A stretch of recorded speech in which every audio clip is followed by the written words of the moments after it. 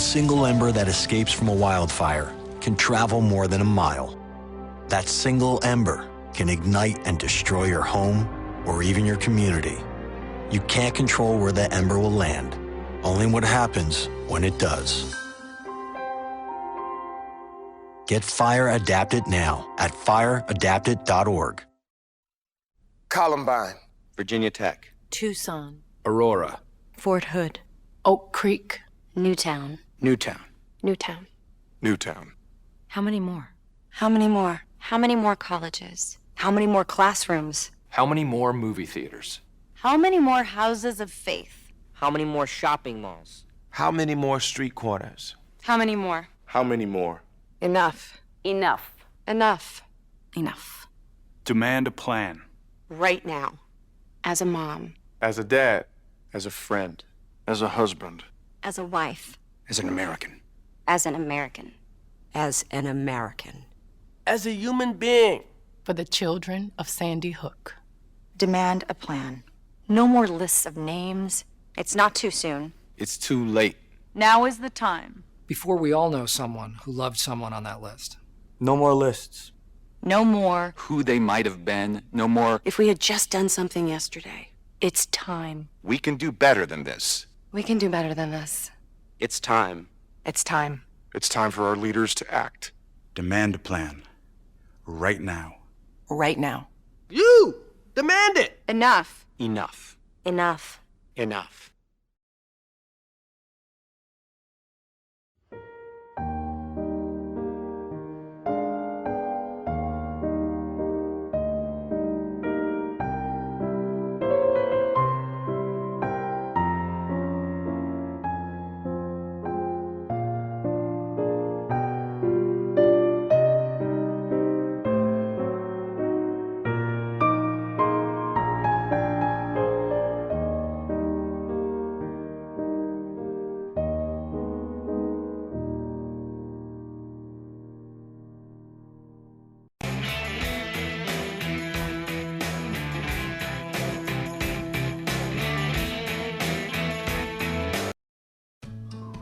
You wouldn't let money just blow out of your house.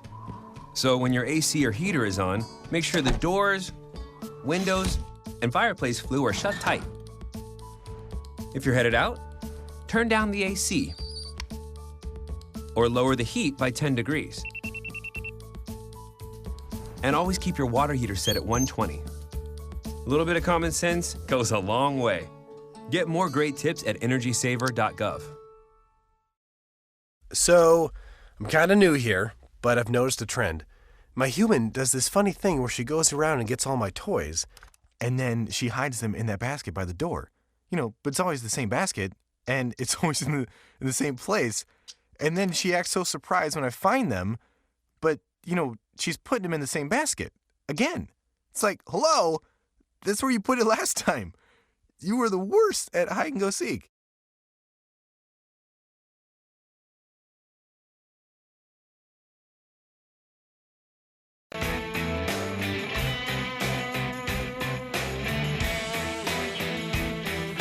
Are you ready? Here we go. Thursday, February 18. Hello, everybody. Welcome to the Bill Press Show. We're coming to you live coast to coast on Free Speech TV, worldwide on a video stream. Get it on your electronic device, youtube.com/TawkrTV, TawkrTV. Of course, lots going on 2 days before the Nevada caucuses, where, for the Democrats, where Hillary Clinton and Bernie Sanders are locked in an absolute tie, 48-47. A lot at stake on Saturday.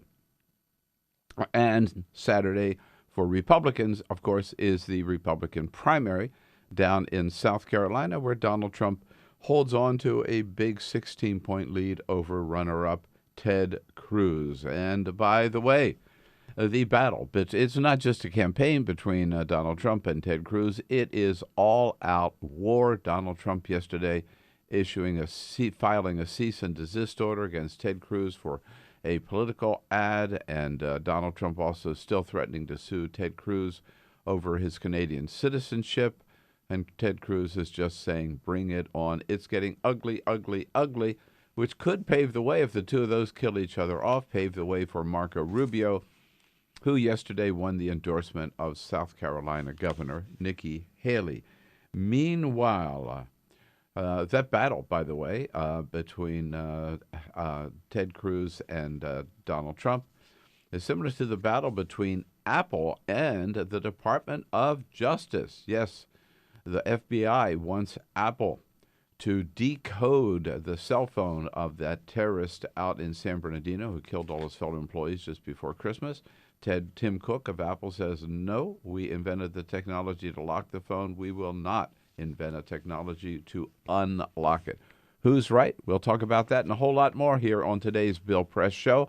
And take your calls. Look forward to hearing from you at 866-55-PRESS. Give us a call and hang in there. This is the Bill Press Show.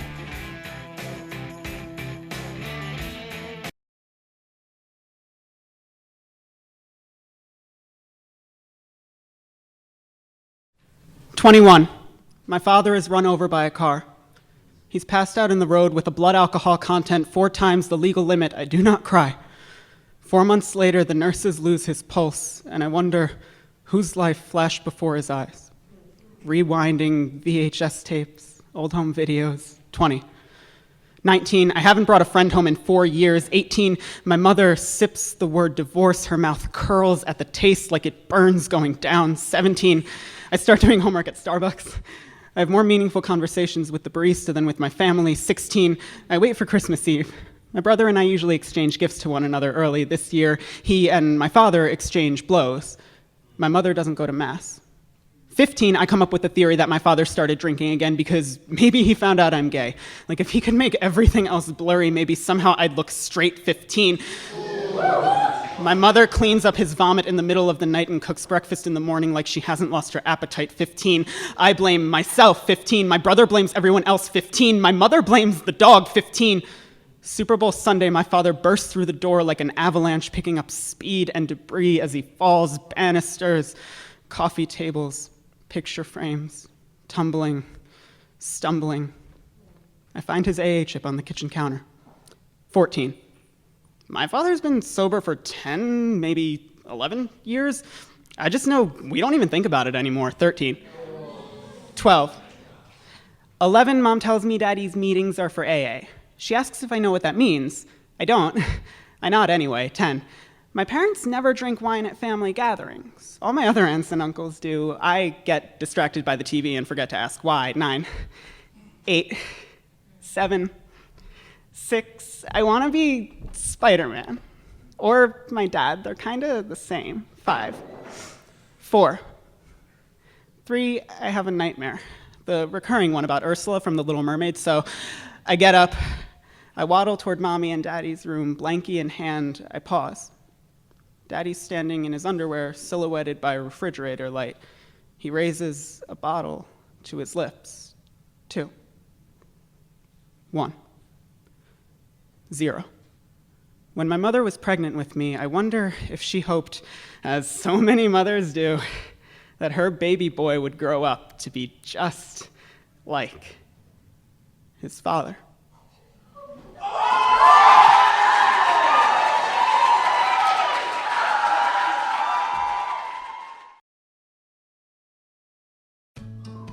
You wouldn't let money just blow out of your house.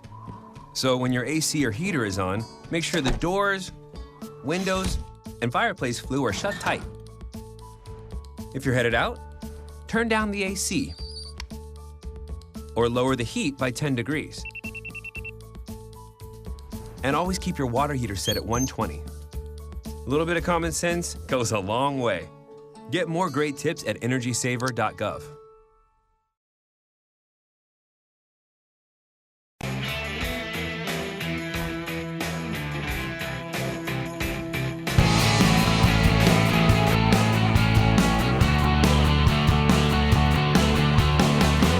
Broadcasting around the nation, on your radio, on your TV, and online. This is the Bill Press Show. Scalia funeral set for Saturday, and President Obama says, I'm not going to be there. Hey, hello, everybody. What do you say? The final snub to Antonin Scalia. President Obama gets the last laugh. It is a Thursday, February 18. Hello, hello, hello. Good to see you, and thank you for joining us here. Welcome to our brand new yet unnamed studio here on Capitol Hill in Washington, D.C. Coming to you live all across this great land of ours on the radio and on television on your local progressive talk radio station. Great to see you today in Radio Land, all across this land, and great to see you on Free Speech TV as well and on our video stream. Whoa, TawkrTV. Bill, you got to stop chugging beers right before you go on the air. You know what? Just getting started in the day. That's all right. A little hungover. We had a very nice book event last night on the new book, Buyer's Remorse, at Bus Boys and Poets. Oh, nice. Here in It's Washington, a great spot. D.C. Yeah, good crowd. Sold a lot of books and had a great conversation about politics as the politics of the day and also about the Obama administration. Good things they've done and the not so good things they've done. Anyhow, we are ready to roll into today's show with lots and lots to talk about. It is getting so ugly down in South Carolina. Republicans, they're just not campaigning against each other, waging war against each other, and threatening to go to the courts to stop political ads and challenge people's qualifications for president. It is as ugly as we have ever seen it. And meanwhile, among the Democrats out in Nevada, it is as close as we've ever seen it. Hillary Clinton and Bernie Sanders locked in a 48-47 tie. We'll cover it all here and look forward to hearing from you about what's going on at 866-55-PRESS. We want to hear your comments also on Twitter at BP Show and on Facebook at facebook.com/BillPressShow. What do you say, Peter Ogburn and Jamie Benson? Here we are. Morning, Bill. Yeah. What up? I just thinking, we got the whole crew together here. It's, there for a while. We couldn't. We're on a good run here. We're on a good run, yeah. Ray Rogers is here too. Yeah, let's not jinx it, huh? Yeah, right. Ray Rogers here. She's ready to take your calls Check at with us tomorrow. 866-55-PRESS. And look what Cyprian Boldy's got for us today. Here we go. All right. The United States Capitol, as beautiful as it is. There you go. With all that scaffolding for the extra mic work with you that when they're you turn doing. it I in. got my microphone. And it is now, this is a live shot, so it's a dark. I like this new thing. We'll watch the sun come up over the United States Capitol today as we're talking about the issues of the day. Don't forget to check out the new shots, right? You're talking about the new studio. Right. We got all new shots, the new backdrop there with the Capitol. It's great. I love it. He's back. Yes, indeed. Jimmy Fallon was back, is broadcasting from L.A. this week, and so he made a call out to Malibu and got former host of The Tonight Show, Jay Leno, to come down and help him out with the monologue. This is sort of Jay Leno Unchained. Ted Cruz's campaign pulled one of their TV commercials because the actress in the ad was a porn star. The campaign said they hired the porn star because they thought she could make Ted Cruz easier to swallow. So I don't know.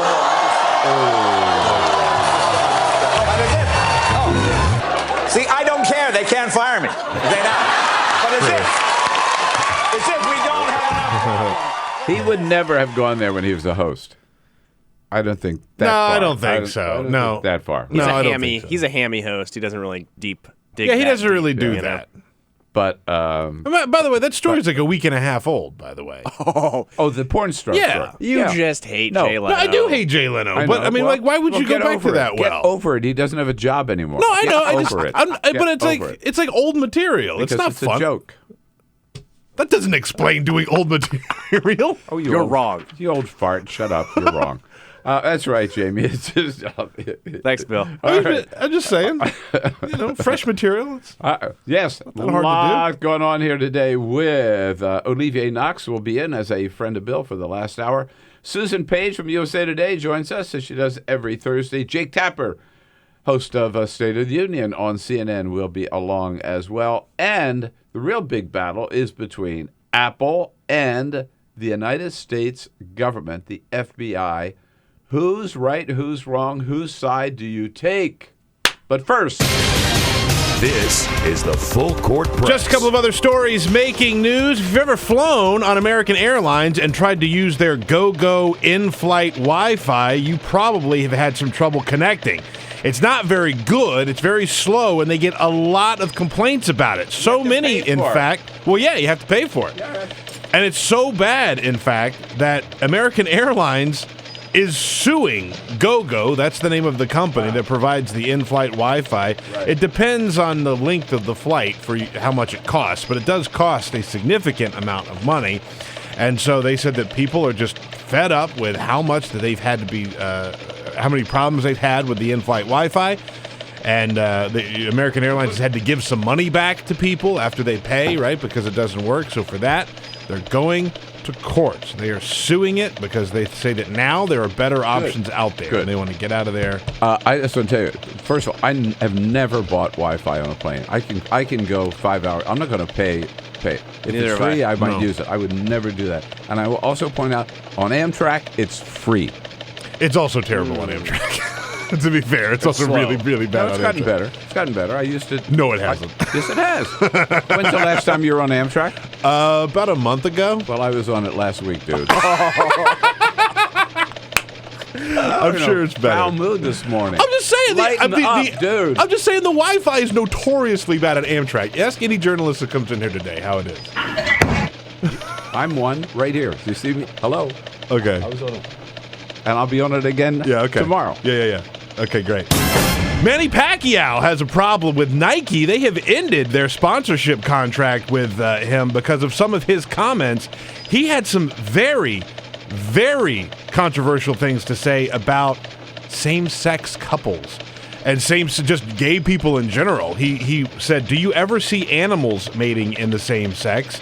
It's not natural. Yes. It's not natural." Of course, this is what he said, according to Manny Pacquiao. Yeah, he doesn't know anything. He got fired. But Nike said, "We cannot deal with this. We cannot have you out there saying this." So they ended their sponsorship contract. Good. All done. Good.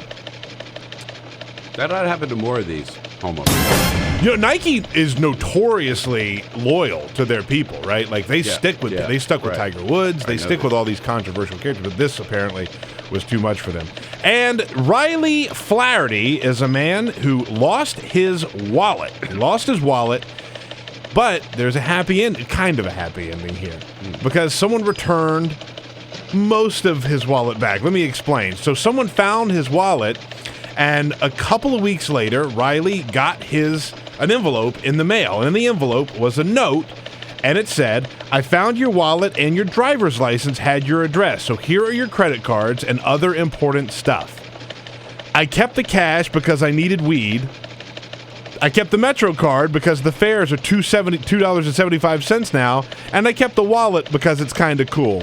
Enjoy the rest of your day. Signed, Anonymous." So they gave him his credit cards and his license I'd back. be happy with that. I'd be happy with that. I would totally be fine with that. Oh, yeah. Getting a new wallet's a lot easier than getting a new license and credit card. Exactly. Yeah. And the money, that's, I don't know how much he had in there, but it's probably worth it to not deal with the hassle. All right, this flap over Apple. It is Apple versus the federal government. It's Apple versus the United States of America. It's Apple versus the Department of Justice. It's Apple versus the FBI. So you might automatically say, well, of course, Apple's wrong. But I don't know. And I honestly don't know, but I think Apple's right. But let's talk about it, and love to get your take. I think you know the detail. We'll sketch it out here, but get on the phone, 866-55-PRESS, or send us your comments. So here's the deal, as I understand it. Total layman, Patrick Tucker from Defense One will be in at the top of the next hour, and he can give us all the technical details, right? But as a layman, so we remember that horrific terrorist, and it was a terrorist act in San Bernardino, California, right before Christmas, when this man and his wife walked out of the holiday party. He comes back to the holiday party with his wife. They're armed, and they mow down, I forget how many of their fellow employees, several. right? Dozens. And they were captured and they were killed by the police. Well, there's a lot of the police have still and the FBI is involved in it, of course. It's a terrorist act in the investigation, and it centers now on they've searched their apartment. They found this whole arsenal and everything. It centers now and looked at their emails, but there's the iPhone. It centers on the iPhone, and the iPhone is, as anybody could do on their iPhone, it's locked and it's encrypted, Yep. and the FBI can't get into it. So the FBI has asked Apple that they invented the technology to encrypt the phone, to unlock the phone. And Tim Cook says, no, we are not going to do that because this is a classic invasion of privacy. And they also say, as I understand it, they don't have the technology now even to unlock the phone. They would have to invent technology to undo their own encryption. It's a different world out there with regards to what you have on your phone, right? We keep all our financial things with Apple Pay, right? You've got credit card and bank information. Right. They've got the health app now where you have all of your medical history, medical records, things like that are on there. So they have taken in the last couple of years huge steps to try and protect that information and keep it out of the hands of anybody but you. Right, exactly. Yeah. Nobody but you. And so the government, now, there's two sides. The government is saying, well, we don't want it for everybody. We just want it for this one guy, this one phone. But Tim Cook is saying if we invent that technology, then the government could get it for everybody's phone, right? Yeah. And then nobody's phone is really safe. And this is so again, those who say Apple's wrong say, look, this is a war on terror, and this is just one case, and we got to be able to go to this guy and find out every link that might be on his iPhone. And those like the ACLU is saying, no, this is a slippery slope. If we allow them to do it for this one phone, no phone is safe. Who's right? Who's wrong? 866-55-PRESS.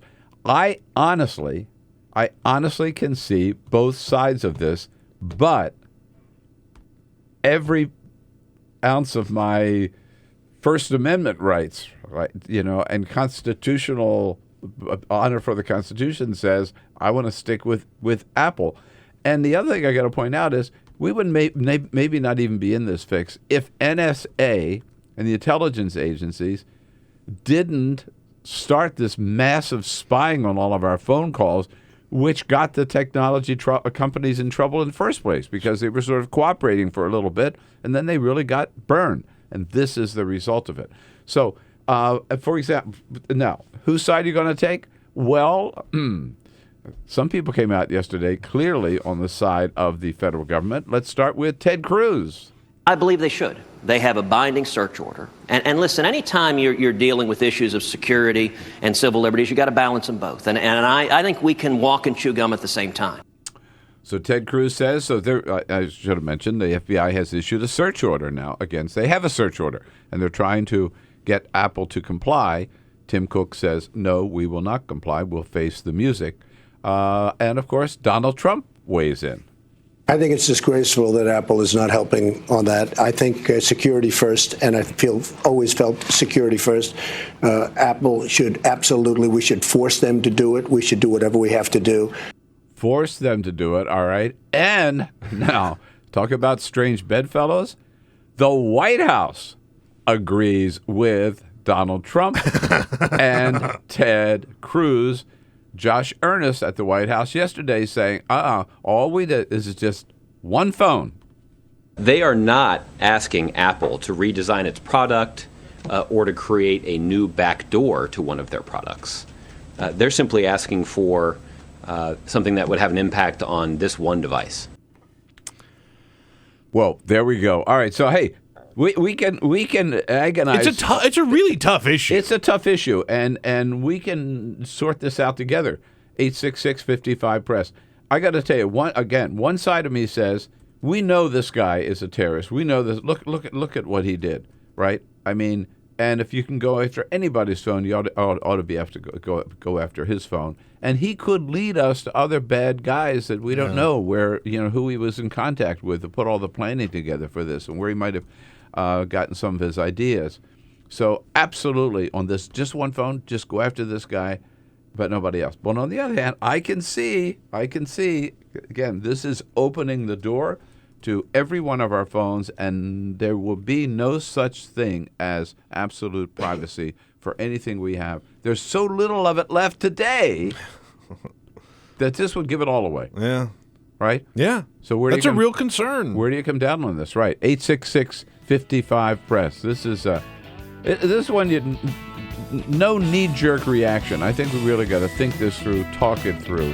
And I'll tell you one thing, admire this guy in back of me, Tim Cook, for taking a stand for our privacy, and also for the tech industry to hang tough here and not let the federal government roll it over. Let's talk about it. 866-55-PRESS. Your place to talk about the 2016 election. This is the Bill Press Show.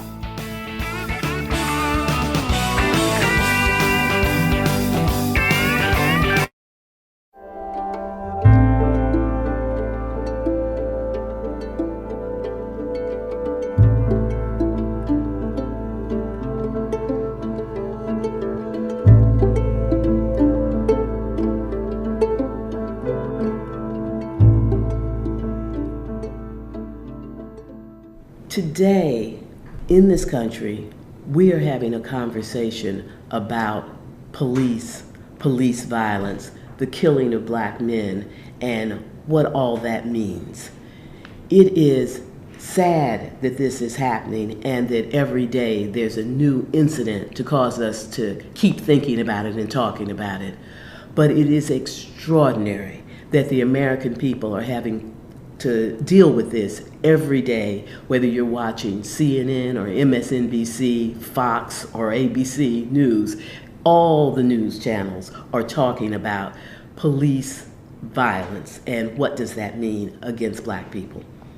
Many people probably look at that, certainly have looked at it in the past, and they have said that these poor black men are doing bad things, and that's why they are ending up in confrontations with police without any understanding of their lives of these poor black young men. Part of what has been going on for decades is that poor black people live in communities that suffer from hyper-surveillance of the police. The police are more likely to be in their communities. The police are more likely to arrest them. The police are more likely to stop them even if they're not doing anything. And that is what is so hard for the American people to believe, that you would get stopped and searched and arrested by the police and not doing anything. But this is starting to come out as people are telling the stories over and over again. But this has been the condition, this hyper-surveillance by police, making it more likely for people to get a record, to be known by the police, and then once they get in the system, it is almost impossible to get out because of the whole system of being on parole and missing an appointment or fraternizing with a person who has a criminal record, getting you right back in the jail, and then going back again and again and again. This is coming to be seen by the American people in a way that it has never been seen before. But why are people in these communities in the first place? That's getting peeled away. People are there because of housing discrimination. They are there because this is the only place where affordable housing can be found. They are there because that's where their families live, and people are drawn to being in communities where they are comfortable. The combination keeps people in these low-income communities where they are an easy target for hyper-surveillance and then everything that comes from it. And so as we think about these issues, we have to understand that while you as an individual in this society, as a white individual, you may not carry personal racism, but that does not keep the system from operating in a racist way.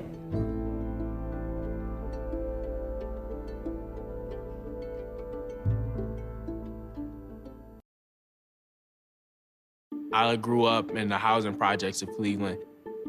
I didn't even know that life could be any better than it was. Education for me has been a way to get away from the agony of what was normal life. I want to be able to impact the community, not just look back on where I came from, but to reach back to where I came from and pull some people up with me. My name is David, and I am your dividend.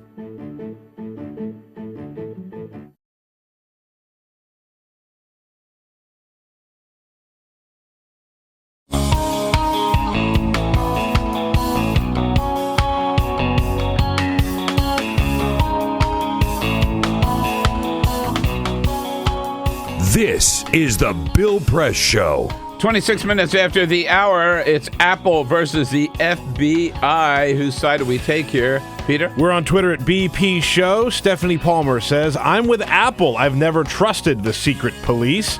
And Miss Harrington says, I don't find the Apple argument credible. We need to know more about these two killers. Find us at BP Show on Twitter. See, there you go. Both sides of it, right? Yeah. Let's say hello to Sherry out in Chicago, WCPT. Hi, Sherry. Hey, good morning, everyone. How good are you? show, Bill. I must say real quick, I was talking to a friend of mine yesterday about this subject, and she said that they have to give it over to the government because you have to trust your government. I gave her one of those you got to be kidding looks, and I just changed the subject. No way would I give it to the government. I just don't trust it. We've been burned too many times. Look at Bush in the Iraq War. Yeah. And the reason for evading it, going back to 9/11, and the two are not even connected. You know. Yes, and also look at this NSA, this massive spying of NSA, this, as Edward Snowden revealed. Right, every phone call, every email, and you know we wouldn't have known about that if Edward Snowden hadn't blown the whistle. So I don't trust them either, and that's a horrible thing to say, isn't it? Right? Maybe that we don't trust our own government. But I think they've asked for it, Sherry, haven't they? As you point out. Yeah. Too many times we've been, as Sherry points out, too many times we've been burned. The Iraq War is a classic example. Yeah. Yeah.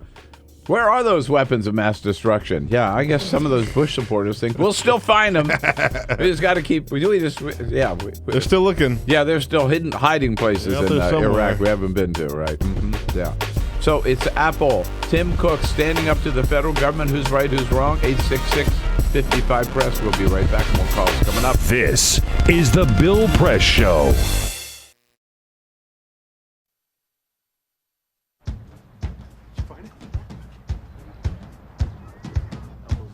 Taught him how to hit a baseball.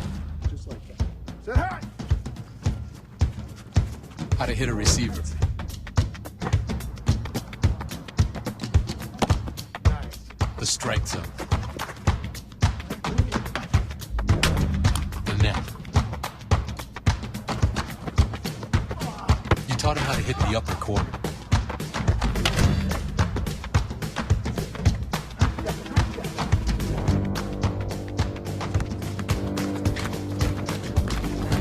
You even taught him how to hit the open man.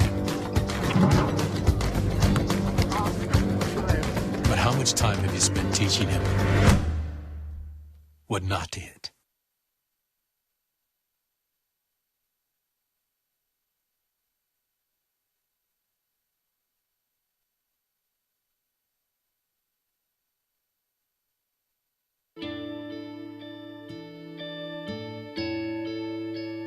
Calls me googly eyes. You know you're beautiful, right? You know that? Even you are beautiful. I got bullied for wearing glasses. Share if you're against bullying. We put it out there, just took off.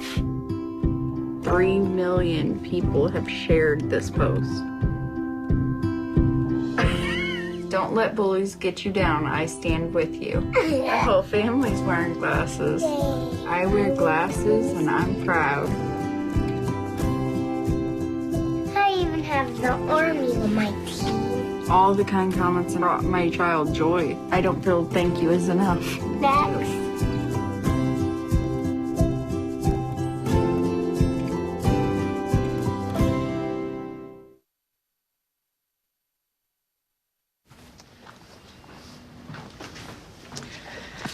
All right, I know this isn't any fun to talk about, but we should.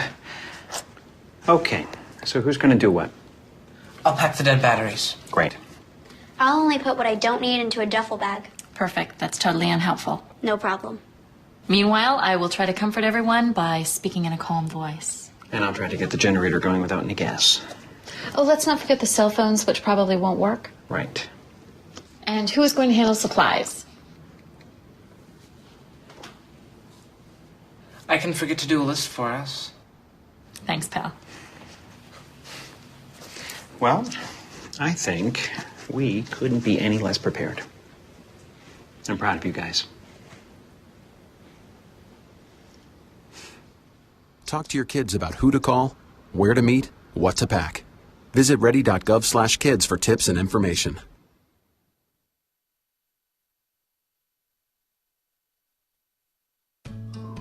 You wouldn't let money just blow out of your house.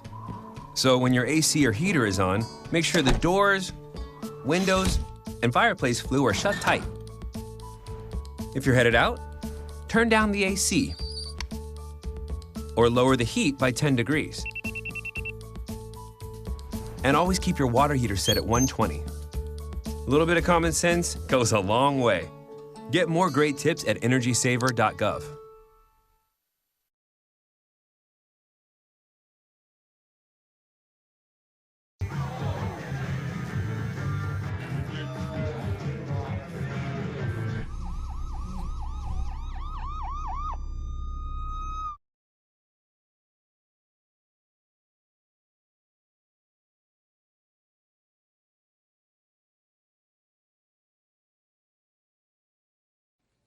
For Mike Brown. I'm sick of writing this poem, but bring the boy. His new name, his same old body, ordinary black dead thing, bring him. And we will mourn until we forget what we are mourning. And isn't that what being black is about? Not the joy of it, but the feeling when you're looking at your child, turn your head, then poof, no more child. That feeling, that's black. Think, once a white girl was kidnapped and that's the Trojan War. Later, up the block, Troy got shot and that was Tuesday. Are we not worthy of a city of ash, of 1,000 ships launched because we are missed? I demand a war to bring the black boy back no matter what his name is this time. I at least demand a song. A song will do. Or a head.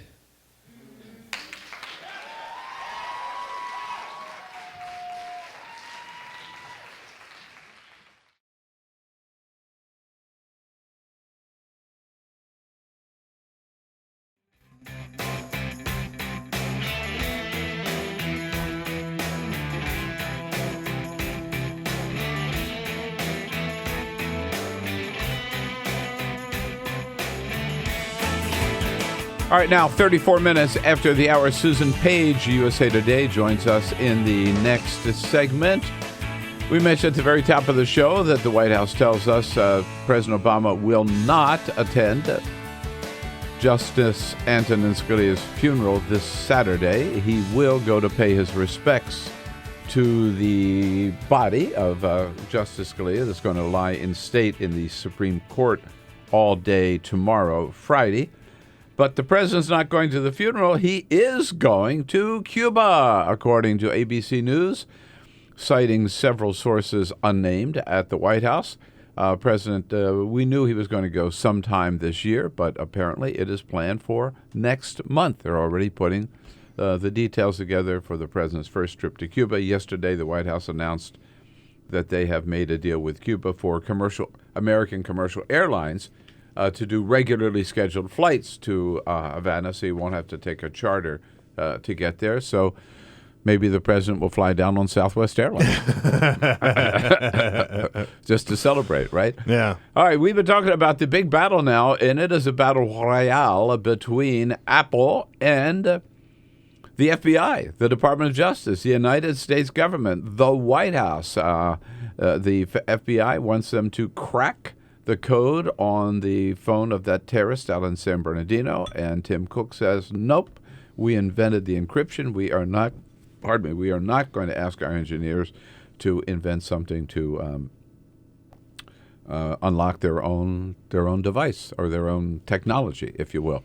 Peter. We talked about it's a difficult issue. You can see this playing out on Twitter, where we are tweeting at BP Show. We've got lots of comments from all over the place. Well, it is a tough one, and I admit I admit that I'm torn. I really tend to strongly to be in Tim Cook's corner because I certainly don't trust the NSA or the intelligence agencies after what we learned from Edward Snowden, but I could see the other side too. So some of the comments we're getting at BP Show on Twitter, Jim says, no way, no how, invasion of privacy is out of the question. Ramona says, I'm totally in agreement with Apple. The government is overreaching here. Jessica says, this is the government asking for Pandora's box. So a couple of different things there. Phil says, change the scenario. If the phone belonged to a kidnapper of a missing child, would you feel differently about hacking it? It all comes down to the Fourth Amendment. I know. And, I mean, that's a good question. And also, we know what happened here in San Bernardino, right? Yeah.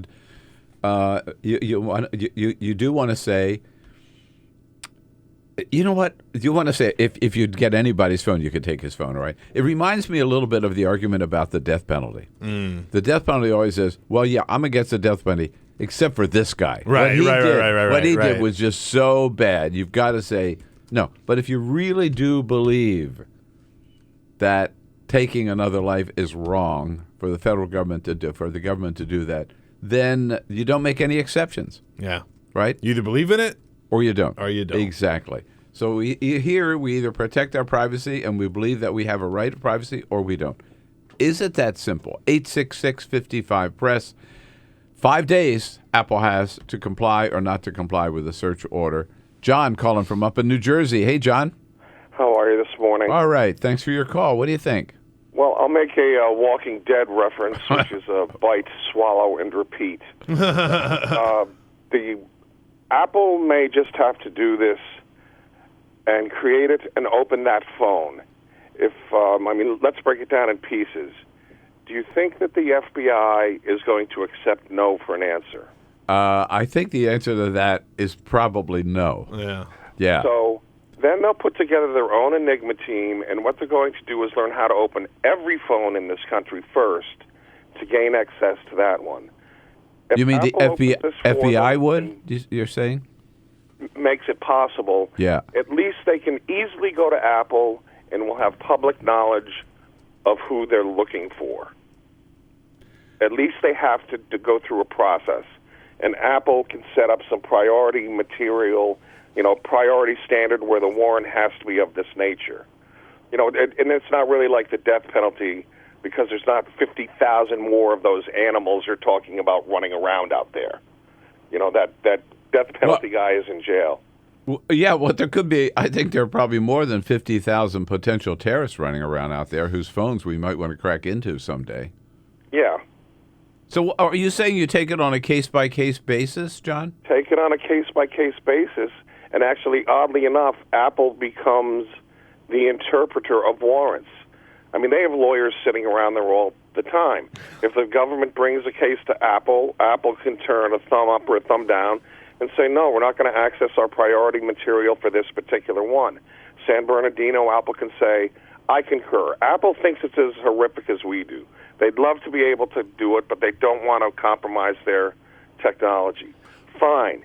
Keep your technology. We won't try to figure out how to break it on our own, and you can help us with just these most egregious of cases.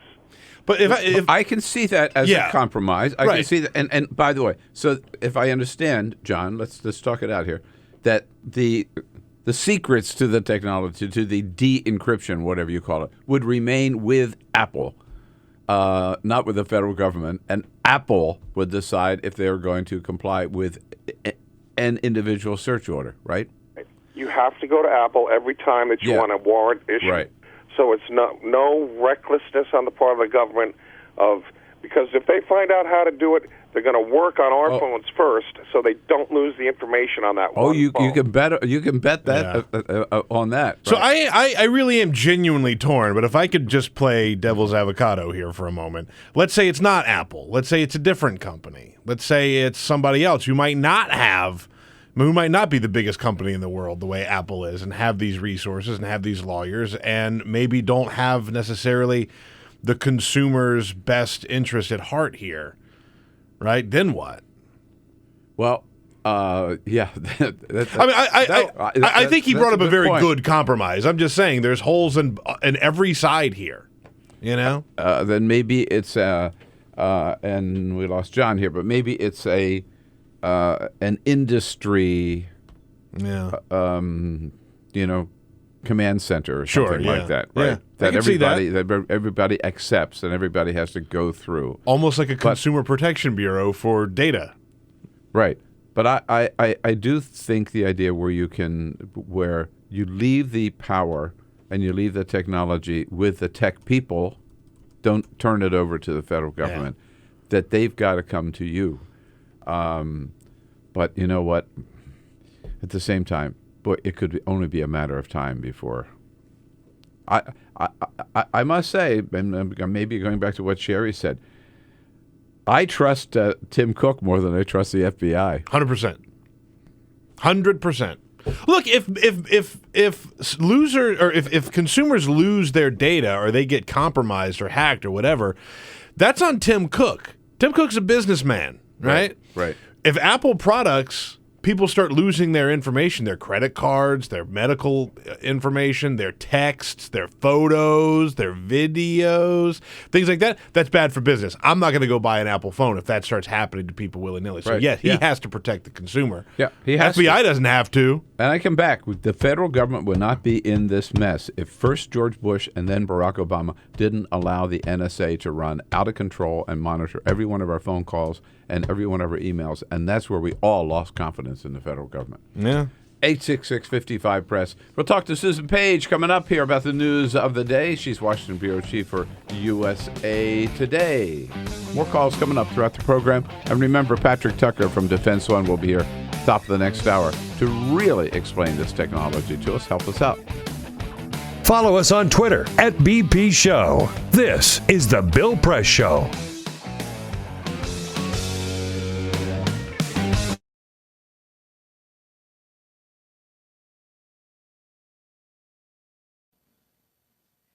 A letter to the girl I used to be. Dear Emily, every time I watch baseball, a voice I no longer recognize whispers, "Ethan, do you remember? When you were going to be the first girl to play in the Major League Seattle Mariners rally cap." But to be honest, Emily, I don't. Dad told me that like it was someone else's bedtime story. But I do know you had that drive. Didn't let anyone tell you to wear shorts above your knees. Didn't care if boys thought your hair fell on your shoulders just right, but with girls, sleepovers meant the space between your shoulder and hers was a 6-inch fatal territory. The year you turned 11 was the first time you said out loud that you didn't want to live anymore. In therapy, you said you wouldn't make it to 21. On my 21st birthday, I thought about you. You were right. At 19, you started to fade. I tried to cross you out like a line in my memoir I wished I could erase completely. And maybe I'm misunderstanding the definition of death, but even though parts of you still exist, you are not here. Most of my friends have never heard your name until now. I've been trying to write this letter for 6 months. I still can't decide if it should be an apology or not.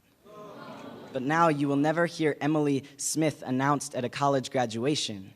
Get married. Give birth. When the prescribed testosterone started taking effect, my body stopped producing the potential for new life every month. I thought about your children, how I wanted them too. I let a doctor remove your breasts so that I could stand up straighter. Now, even if I somehow had those children, I wouldn't be able to nourish them. My body is obsolete, scarred cosmetic, but never C-section. I was 4 days late. They will never be grandparents. I was 1 week late. They will never hold their lover's sleeping figure. I was 11 days late. They will never breathe in a sunset and a sunrise in the same night. I was 2 weeks late. They will never learn to jump rope. I was 3 weeks late. They will never shout, "Watch, Mommy, watch me on the slide." I was 2 months late. piece of us will never wrap their arms around our leg for comfort, but just to keep them from falling down. And I am sorry that this process is so slow, and all you can do is wonder if you ever had a place. You did. You still do. Don't forget that. Yours, Ethan. P.S. I never hated you.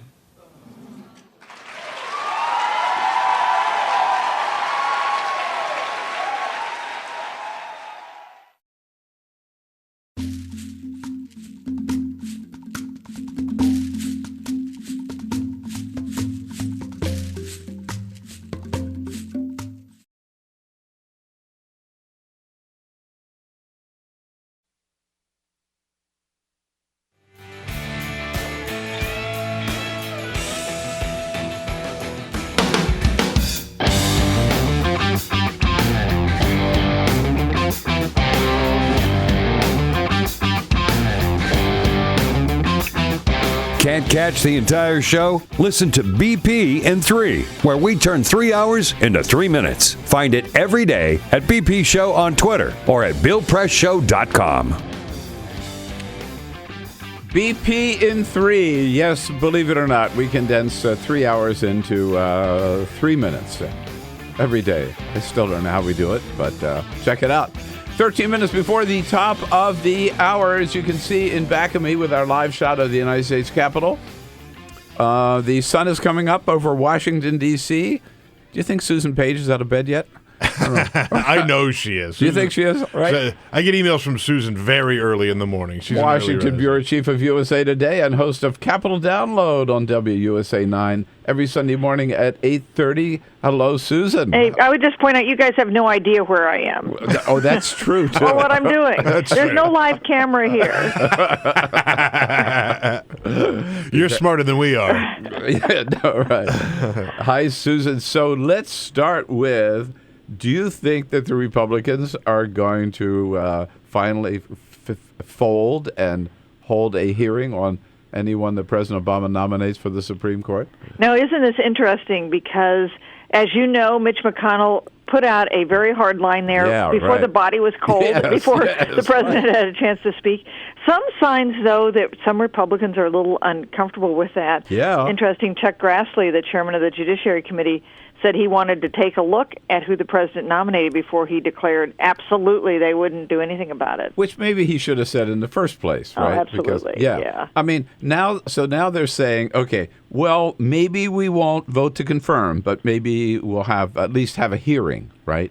And here's the calculation that President Obama has to make. What kind of nominee does he put forward? Is it possible for him to find a nominee that he finds acceptable that puts Republicans really on the spot to actually vote on it? Well, there are a couple out there, right, who were just approved, at least Jane Kelly and Sri Srinivasan, if we know how to pronounce his name, right? Both confirmed to the appellate court within the last couple of years unanimously. Yeah. 96 to nothing and 97 to nothing. It would be hard for the Senate, anybody in the Senate, to make an argument that they're not qualified. Right. And also the president could choose a nominee that is highly respected and considered not a liberal icon, right? He could choose not to nominate the liberal version of Antonin Scalia, but rather someone that both sides might think would be suitable for the court. Or he could choose to do somebody who is the liberal version of Antonin Scalia and just set up a big battle that we'll fight out in November. Right. And then the question becomes, I think, for the Republicans, right? Do they really want to make this their big battle, right, for the next 10 months of blocking this one nominee? Yeah, and we know that from the new NBC Wall Street Journal poll that Americans divide on whether that they really deserve a vote. Mm-hmm. With Republicans saying no and Democrats saying yes. I guess that's not a surprise. But this is a particular issue in those 6 or 7 states where Republican Senate seats are up for election, in swing states, and where the issue of obstructionism might cut. Yeah, and that's why you saw Ron Johnson, I think, from Wisconsin, one of the first Republicans who said, well, at least we ought to consider this person, right, and not have an outright rejection right away. Let's find out who he nominates. So And speaking of the royal battles, have you ever seen a primary get so ugly as it has between Donald Trump and Ted Cruz? It's amazing. Who are you rooting for in that one? Boy, that's a tough one. That's a tough one. I'll tell you, not Ted Cruz. Do you think if Donald Trump wins in South Carolina Saturday night, as he seems poised to do, is he the nominee? It's all over if Donald Trump wins South Carolina, in my judgment. I think. Here's my question to you: Who would stop him, and where? Yeah. And when? Right. It's true. Things happen that we don't really. We've been so wrong for the past year. Yes. I guess we shouldn't be too sure. I guess you could see Donald Trump wins in South Carolina, Cruz fades, Rubio comes on strong, and you have a two-person race between Trump and Rubio. Because it is true that it's not like Donald Trump has a majority of the Republican electorate. No, he is benefiting from the fact there are all these nominees, these contenders out there. Right. And I think we'll see fewer. I mean, I think Jeb Bush and if he has any sense, Ben Carson, right, could be out, and maybe even John Kasich after South Carolina. But of course, that's the scenario Marco Rubio wants, right, to set it up where he emerges as the sole alternative to Donald Trump. But a big boost yesterday with Governor Nikki Haley's endorsement. Her popularity rating in the state I saw yesterday is 82% among Republicans. That's pretty good. No kidding. That is pretty good. Right. And meanwhile, let's not forget there's a Democratic caucus in Nevada. Not much attention is being paid to Nevada for some reason, but this could be very significant were Bernie Sanders to win in Nevada, don't you think? Well, Hillary Clinton won there, those caucuses in 2008, but there are two polls out this week that show it basically a tied race. And caucuses can be weird because it depends on who actually gets energized enough to get out there. If Bernie Sanders beats her in Nevada, that means that she has not had one of those kind of clear, solid victories so far in this contest. And I think if he were to do that, it would help him narrow the margin in South Carolina, because I think we all recognize she's going to win South Carolina. But if he can get it down to single digits, that's a win for him. Yeah, this has been a surprising race on both sides, I got to say. Right, hasn't it, though? Yeah. Now, you did talk to the head of the new African American Museum this week, quickly. Yeah. So this is Lonnie Bunch. He's the founding director of the new Smithsonian Museum on African American History and Culture. Opens September 24th, with being dedicated by, of course, our first black president. Yeah, that's going to be a historic moment. I mean, imagine that. We've watched the new museum grow there on the mall, right down near the Washington Monument. It's going to be very, very exciting. Really striking building. It is, yeah. And we're going to have a very special edition of Capital Download this weekend, of course, because I'll be there with you, Susan. We're so pleased you're coming back to our Reporters Roundtable of the News of the Week. No, I'm excited to do it. I'll see you there, and we'll all be looking for you Sunday morning at 8:30 on WUSA 9. Thank you, Susan. Hey, thank you, Bill. All right, and also, of course, Washington Bureau Chief for USA Today, usatoday.com.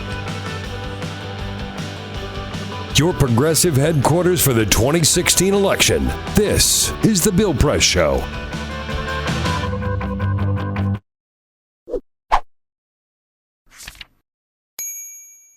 So you're drowning in student debt, and it looks like there's no way out. Have you considered bankruptcy? Of course not. It's a dirty word, and everything you've heard says students can't file anyway. It didn't start that way. Bankruptcy laws were enacted in the 19th century to give people a fresh start. But not all debt is created equal. Take this, for example. We have you, your buddy Carlos, and your grandma Lucy. Carlos got laid off. His credit card debt was too much to handle, so he filed for bankruptcy. Will totally screw his credit, but at least he can start fresh, and after 10 years, his credit report should be fine. Grandma Lucy's home lost half its value. Now her mortgage isn't worth paying back. She says F it and decides to file for bankruptcy too. Then there's you. You didn't land that dream job, you're struggling to make ends meet, but the interest just keeps piling up. With a broken heart, you've written off the possibility of buying a home, having kids, and getting married because, hello, who wants to deal with your crazy baggage? But in reality, you want those things, and your education was supposed to get you there. Now you need a fresh start, just what bankruptcy was intended for. You try to file, like Carlos and Grandma Lucy, And that's when you realize it's not as easy for you as it was for them. In the 70s, Congress worried that students were using bankruptcy to abuse loan programs. That wasn't quite true. Still, over the years, Congress gradually stripped student debtors of their options. The Bankruptcy Reform Act of 1978 was even called discriminatory towards students by the chairman of the subcommittee. Student debt was singled out and lumped with criminal debts. Today, if student debtors try filing for bankruptcy anyway, they'll need to prove their debt imposes an undue hardship. But who's to say what qualifies as an undue hardship? Even some judges have said they don't get it. This lack of clarity in the law could work in your favor.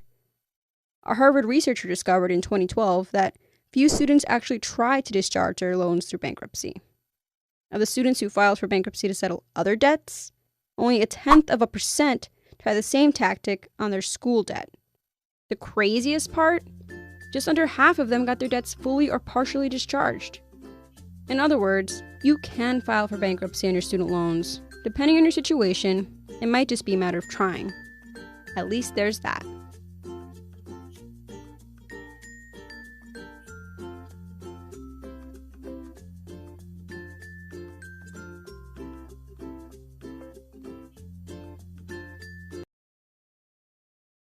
The average text takes your eyes off the road for nearly 5 seconds. At highway speeds, that's enough time to travel the length of a football field. Stop the texts, stop the wrecks.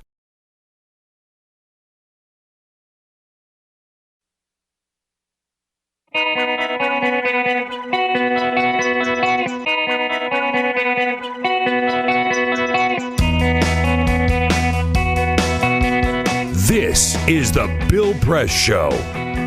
It's Morning in America, and Patrick Tucker from Defense One joins us at the top of the next hour. Do you love Bernie Sanders? Are you Bernie single? Sanders. Do you need a lover?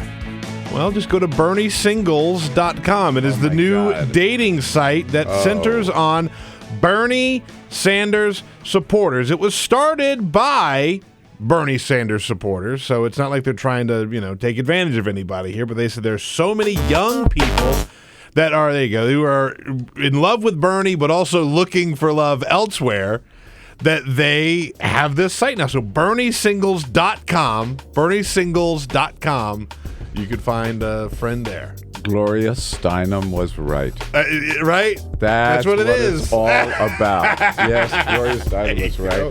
I'll tell you, it gives new meaning to the phrase, feel the burn. We'll be right back.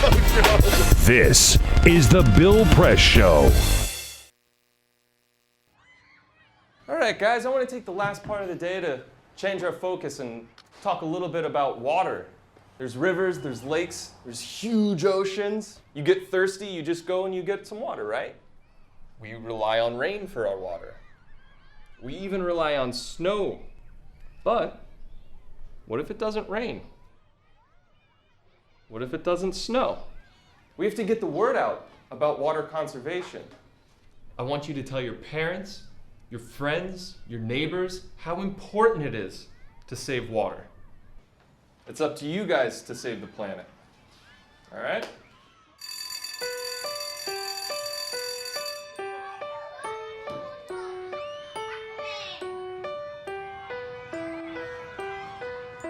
What if it doesn't rain? What if it doesn't snow? We have to get the word out about water conservation. It's up to you guys to save the planet.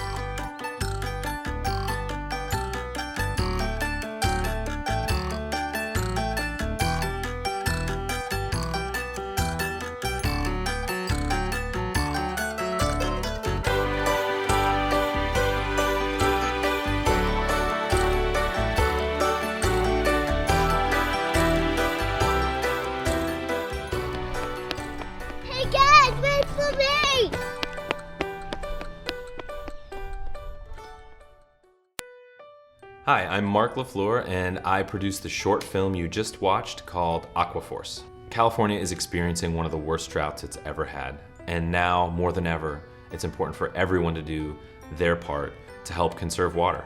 The reason I made this film is because I wanted to make something fun and informative that would get people talking about the California drought. Obviously, this is an important issue because we have a limited amount of clean drinking water. I think it was very important to let people know, especially young people, that this is an important resource, maybe our most important resource, and it's something that we can't take for granted and we certainly can't waste. I really wanted this to be something that children would respond to.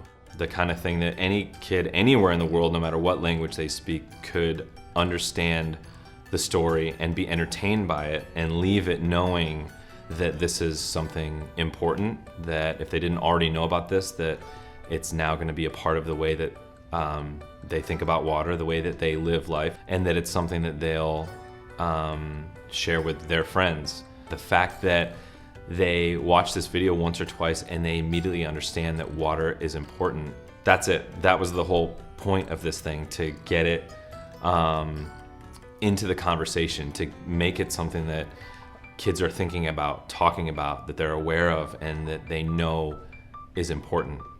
This project was self-funded, so we relied on the support of our community to make it happen. It was pretty amazing to just have our neighbors, our friends, and our coworkers come together and volunteer their time and their homes and their kids to make this thing happen. Thanks for checking out the video. Keep the Aquaforce going, and thanks for watching Free Speech TV.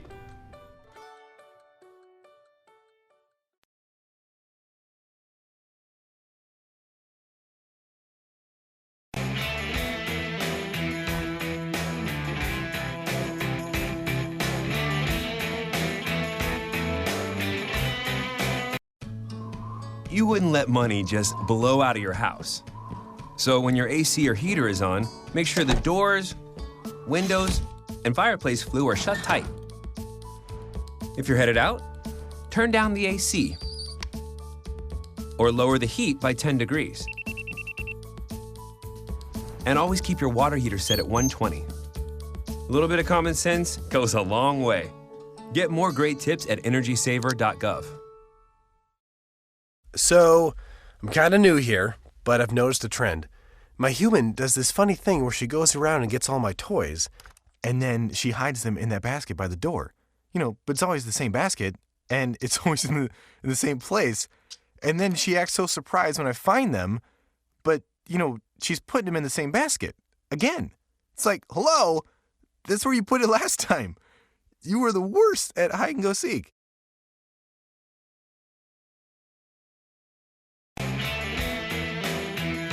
Heading to Cuba, reports ABC News, as early as next month. Man, I'd love to go back with him. Hello, everybody. What do you say? It is Thursday, February 18. Here we go, the Bill Press Show. We are here with you all across this great land of ours.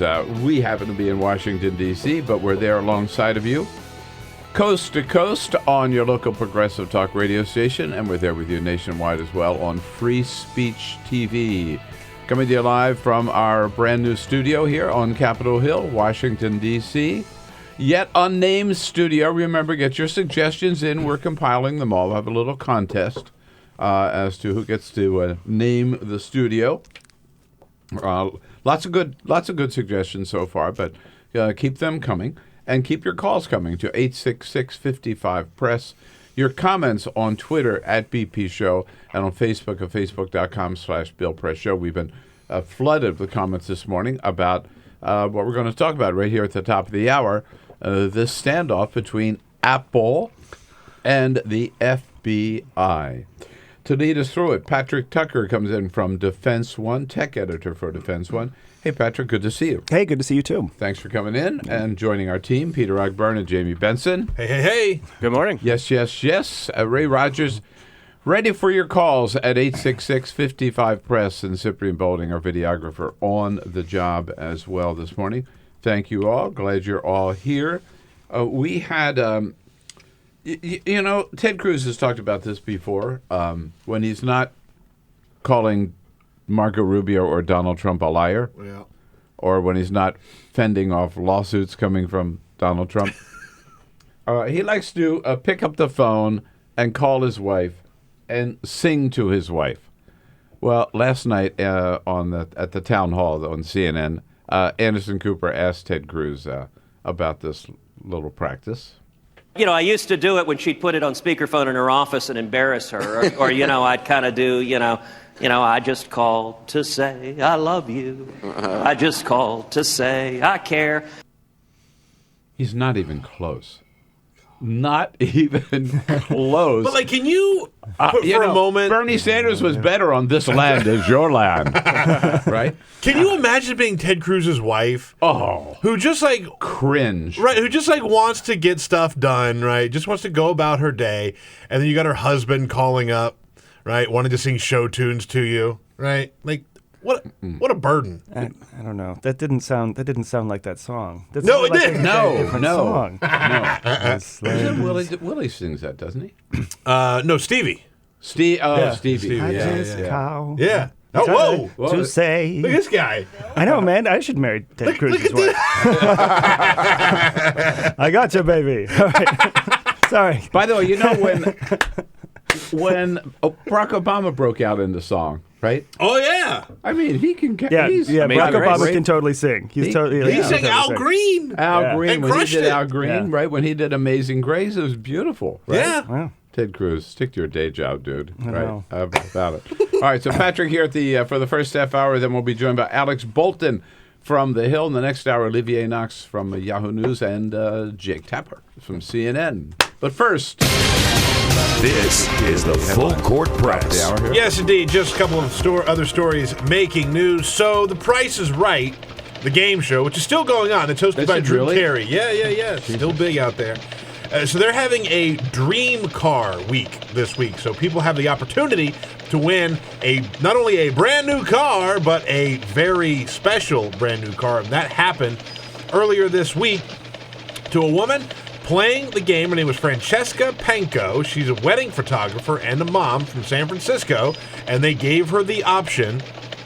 You could either pocket $25,000 right now, or you have the opportunity to play the game Spelling Bee and win a 2016 Aston Martin Vantage GT Coupe. That's worth about $120,000. She took the chance on the car, and she won. 2016 Aston Martin, $120,000 car. She won it earlier this week on The Price is Right. How about that? Yeah, she'll drive in style in San Francisco. She'll be doing okay. I told you earlier this week that Kanye West, had some money problems. He announced that he was $53 million in debt. So someone started up a Kickstarter for Kanye to raise some money for Kanye West, where people could contribute money to help Kanye out, right? Why? Well, it wasn't very popular. It raised, as of yesterday, $289, which will not put much of a dent into that big debt of his. So, I don't think it's going to get him out of that hole. But, someone's trying to help. I'll tell you, someone who did not send him a check is Taylor Swift. That's for sure. No. That is for sure. And by the way, I wouldn't either after what he tried to take credit for Taylor Swift. Yeah. And we're all getting a little worried about the reality of Donald Trump's run, right? Like maybe he has a shot. I'm not worried. I love it. Well, maybe he has a shot at the White House, right? Let's just say maybe. Oh, no. And so Cape Breton Islands in Nova Scotia, they realize this. And so on their tourism website, they have a very simple message. Quote, "Hi, Americans. Donald Trump may become the next president of your country, and if that happens and you decide to get the hell out of there, might we suggest moving to Cape Breton Islands in Nova Scotia?"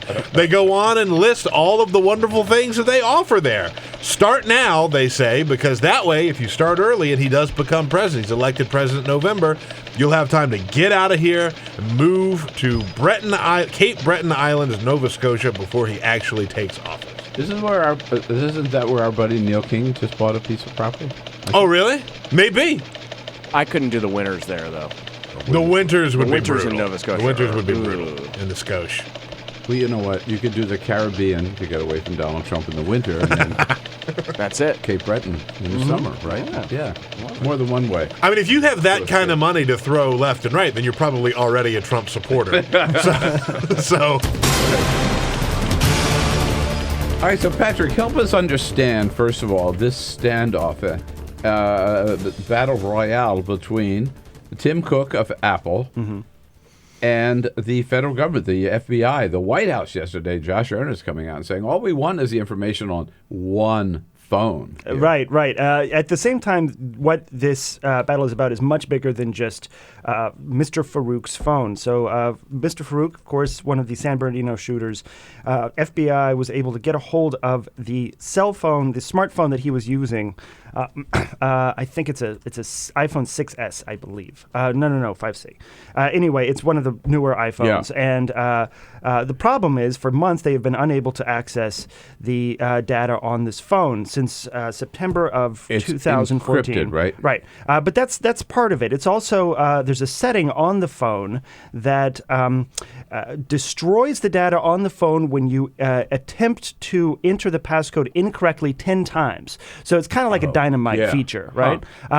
This is a very popular safety feature on a lot of newer Apple products. So what the FBI Do I have it on my phone? Let me see. Check the settings. You might. You got the 6, right? I have Yeah, the 6. you got it. Yeah, you got it. All You can right. go ahead and stick that. We'll monkey about in settings later. That's always fun at 7 in the morning. So what the FBI did is they went to Apple and they said, what we want you to do is create a new version of your operating system, iOS 8, and put it on this phone, and that is going to enable us to not beat your encryption, because that's actually not what this is about. It's not exactly about like breaking Apple's encryption. Like the encryption would remain what it is, but what it would do is allow the government to attempt what's technically called a brute force attack, try out millions of different passcode combinations on the phone, defeating this sort of dynamite feature. Then they could unlock the phone and get access to the data. So on Tuesday, a magistrate in California issued an order saying that Apple basically had to do that. Tim Cook sent out a letter indicating that they were probably going to appeal that. He said that it was set a dangerous precedent. And potentially put data security of millions of Apple consumers at risk, and also that they don't actually have the technical means right now to do that. There is no software right now that enables them to do that. And so this would be what they would be doing is creating a huge defect. And that could potentially fall into the hands of people that might use it for ill, or it just could compromise the security of their entire newer product line, pretty much. Right. And he has how long before he has to comply? Well, from the date of that the order was issued, they have 5 days to respond. All right. And they're going to appeal. What about the argument that the White House said yesterday at Josh at our briefing? Well, we're not talking about everybody's phone. We're just talking about one phone. Just do this for one phone. End of story. Yeah. So Tim Cook's position on that is this. What you're asking us to do is make something that is like a contagious superbug. All right. Once this thing exists, then it changes a lot of stuff. First of all, it could get into the hands of people like criminals that could use it for ill means. And it goes to this entire question that's really at the core of this big encryption debate. And that is, can you have exclusive access just for one little group that can't be exploited by another very smart group? Can you make a safe backdoor? That's really what we're talking about here. Yeah. So when they say, we really just wanted you to do this one time, just for us, just now, just break this thing for us, just this one time. A lot of people in the technology community that are very vocal about this, really passionate, look into this a lot, say that's not exactly how this stuff works. Once you compromise safety features in a system like this, then you can't really take it back. Now, here's another aspect of this. When Apple talks about how if we do this now just for this one time, it could fall into the hands of criminals or whoever else. What they also mean is if we do this for you, we will be asked to do this again. So it could remain in our hands. Yeah. We will be asked to do this again by China. And they will. So in December of last year, China passed a sort of controversial bill that actually has a lot in common with what the government is asking. It was an anti-terrorism bill. The original draft that they released about 2 years ago would mandate that technology companies had to turn over their encryption systems to the Chinese government so that the Chinese government could look into everyone's phones. The version of the bill that passed back in December walks back from that a little bit, but it basically says that technology companies have to provide like reasonable assistance to the Chinese government when the Chinese government wants to conduct investigations. Now you have just jump in. You've written about how this battle, right, or the outcome of this battle, would impact consumers, the tech industry, law enforcement. Let's just start with consumers. Right. So what? If you believe Tim Cook, if you believe Bruce Schneier, who works at the Berkman Center, a long-time advocate for privacy and for strong end-to-end user encryption standards, then what this does is make your device less secure. It makes your email less secure. It makes your personal information less secure because there's this thing out there that someone could get, someone could sell, someone could abscond with, someone could just replicate or figure out how to replicate. That means that your naked pictures at some point could just wind up somewhere. So that's what they argue that it means. The FBI argues that that's not necessarily going to happen, that we're asking for something very exceptional in this one particular case. But hasn't our privacy already been totally compromised by NSA listening on our phone calls or keeping a record of all of our phone calls and our emails? Well, yeah, so and this is part of the back and forth of this whole debate. Isn't the horse already out of the barn, right? So now in many ways, this is that argument is sort of similar to one that some privacy advocates put forward in a paper that was published earlier this month at the Berkman Center, where they basically say, hey, this idea that law enforcement does not have a lot of means to do their job, that is just silly. We create a ton of data all of the time, and even though now your metadata has to be stored by the phone company in bulk, instead of by the government in bulk, that doesn't mean that it's a ton less accessible to government. And we're also interacting all of the time with new sensors, with new internet-connected devices, and all of that forms this broad sort of surveillance apparatus. So the idea that law enforcement doesn't have tons and tons of means of getting at this information is just silly. And that's one of the reasons why they argue this idea that criminals are going dark, or that Mr. Farouk went dark, or something like that. That's a silly idea. So that is actually part of the argument against allowing the government to crack into the system. But at the same time, it actually does work. I mean, people rely on systems like Tor, on virtual private networks, on encrypted messaging like WhatsApp or Telegram.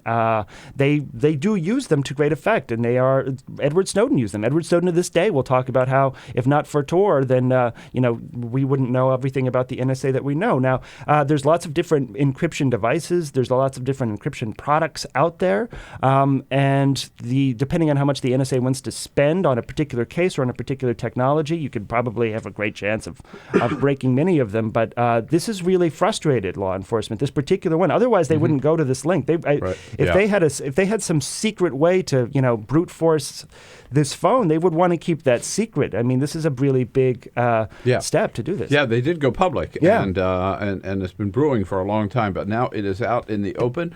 It is Tim Cook of Apple with his letter to every Apple customer and consumer, saying this is why we're taking this stand against the federal government. Who's right, who's wrong? Patrick Tucker here with us from Defense One, laying it all out. You can weigh in at 866-55-PRESS. Send us your comments on Twitter at BP Show. We'll be right back.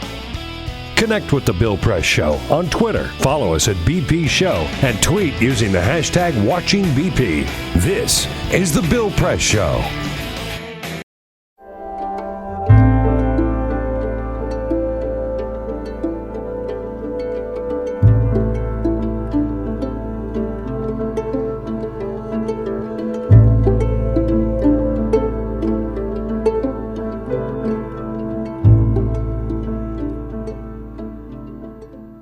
Today, in this country, we are having a conversation about police violence, the killing of black men, and what all that means. It is sad that this is happening and that every day there's a new incident to cause us to keep thinking about it and talking about it. But it is extraordinary that the American people are having to deal with this every day, whether you're watching CNN or MSNBC, Fox, or ABC News. All the news channels are talking about police violence and what does that mean against black people. Many people probably look at that, certainly have looked at it in the past, and they have said that these poor black men are doing bad things, and that's why they are ending up in confrontations with police, without any understanding of their lives of these poor black young men. Part of what has been going on for decades is that poor black people live in communities that suffer from hyper surveillance of the police. The police are more likely to be in their communities. The police are more likely to arrest them. The police are more likely to stop them even if they're not doing anything. And that is what is so hard for the American people to believe, that you would get stopped and searched and arrested by the police and not doing anything. But this is starting to come out as people are telling the stories over and over again. But this has been the condition, this hyper surveillance by police, making it more likely for people to get a record, to be known by the police, and then once they get in the system, it is almost impossible to get out because of the whole system of being on parole and missing an appointment or fraternizing with a person who has a criminal record, getting you right back in the jail, and then going back again and again and again. This is coming to be seen by the American people in a way that it has never been seen before. But why are people in these communities in the first place? That's getting peeled away. People are there because of housing discrimination. They are there because this is the only place where affordable housing can be found. They are there because that's where their families live, and people are drawn to being in communities where they are comfortable. The combination keeps people in these low-income communities where they are an easy target for hyper-surveillance and then everything that comes from it. And so as we think about these issues, we have to understand that while you as an individual in this society, as a white individual, you may not carry personal racism, but that does not keep the system from operating in a racist way.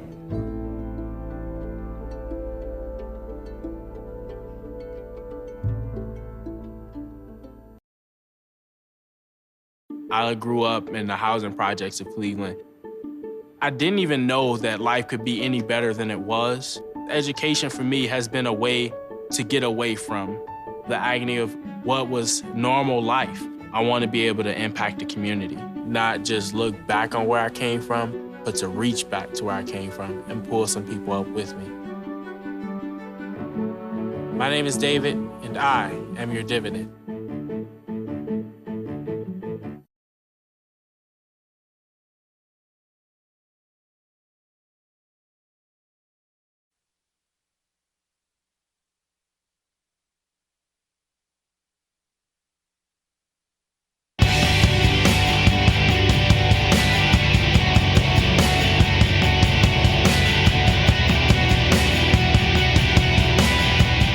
This is the Bill Press Show. Alex Bolton from The Hill joins us at the half hour right now. Finishing up with Patrick Tucker about this big battle.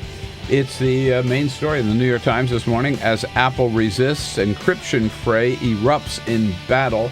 And it's also a subject of a lot of good reporting by Patrick Tucker on Defense One, defenseone.com. Check it out. So, Patrick, how does this thing end up? What do you think? I mean, does Tim Cook fold, and if he hangs tough, what will they do to him? That's a very good question. They're certainly going to appeal. I mean, it hasn't been. This letter basically is a huge telegraph saying we're going to appeal this ruling. Yeah. We have absolutely no interest in complying with this. And also, we are not even sure we can create the software to do this. This is something they're really trying to reinforce. Like, this thing that they are asking for does not exist. You read this letter over and over and over again, and this shows up over and over. So he does hangs not exist. stuff. Right. Do they shut Apple down? Do they arrest him? Do they take him to court? Sure. He would be Apple would be in violation of a court order. Obviously, they're gonna. If they lose the appeal, I think they would do as they were told to do, and attempt to create some sort of software. I think that. I mean, but for Apple, this still, no matter what happens, this is a mess, right?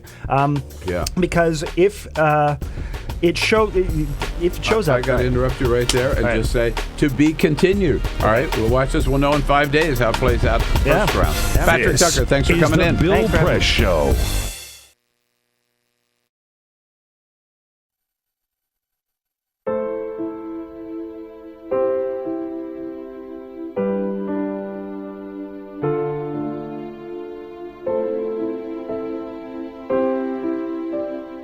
I have run these canyons for 6 million years.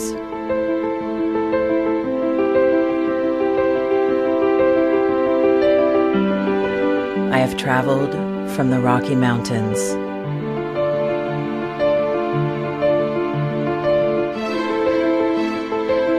to the deserts, through scorching heat and freezing cold, from the land of the dinosaurs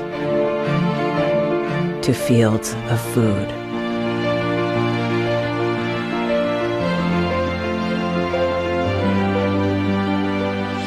I lend my hand to 7 states, 2 countries, 9 national parks, and 36 million people across an arid West.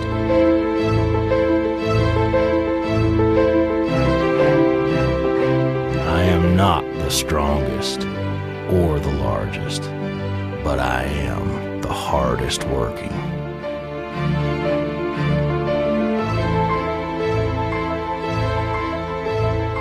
People love me.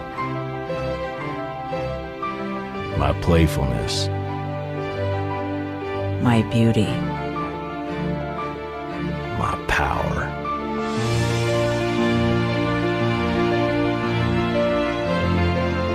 My life.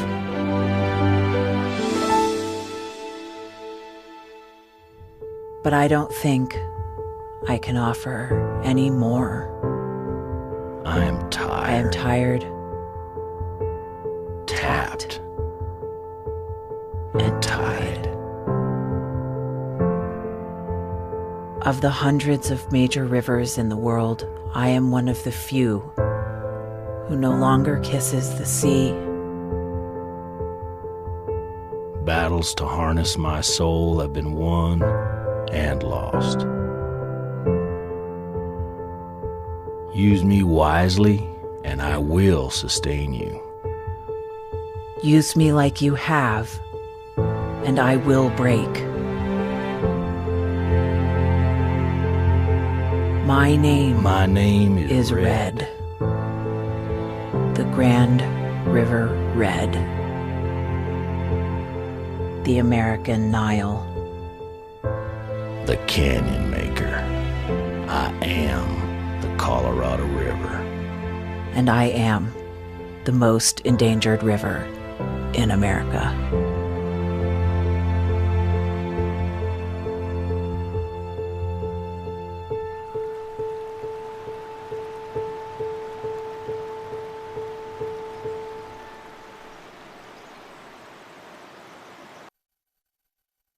So, I'm kind of new here, but I've noticed a trend.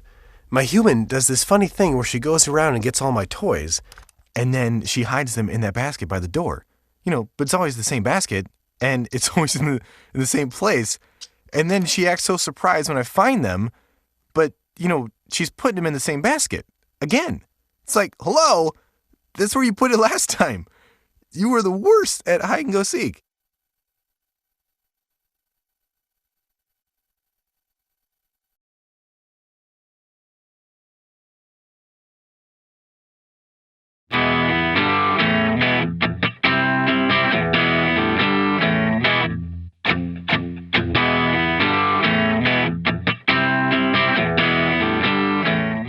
streaming live video right now at youtube.com/TawkrTV. That's TAWKR-TV. This is The Bill Press Show.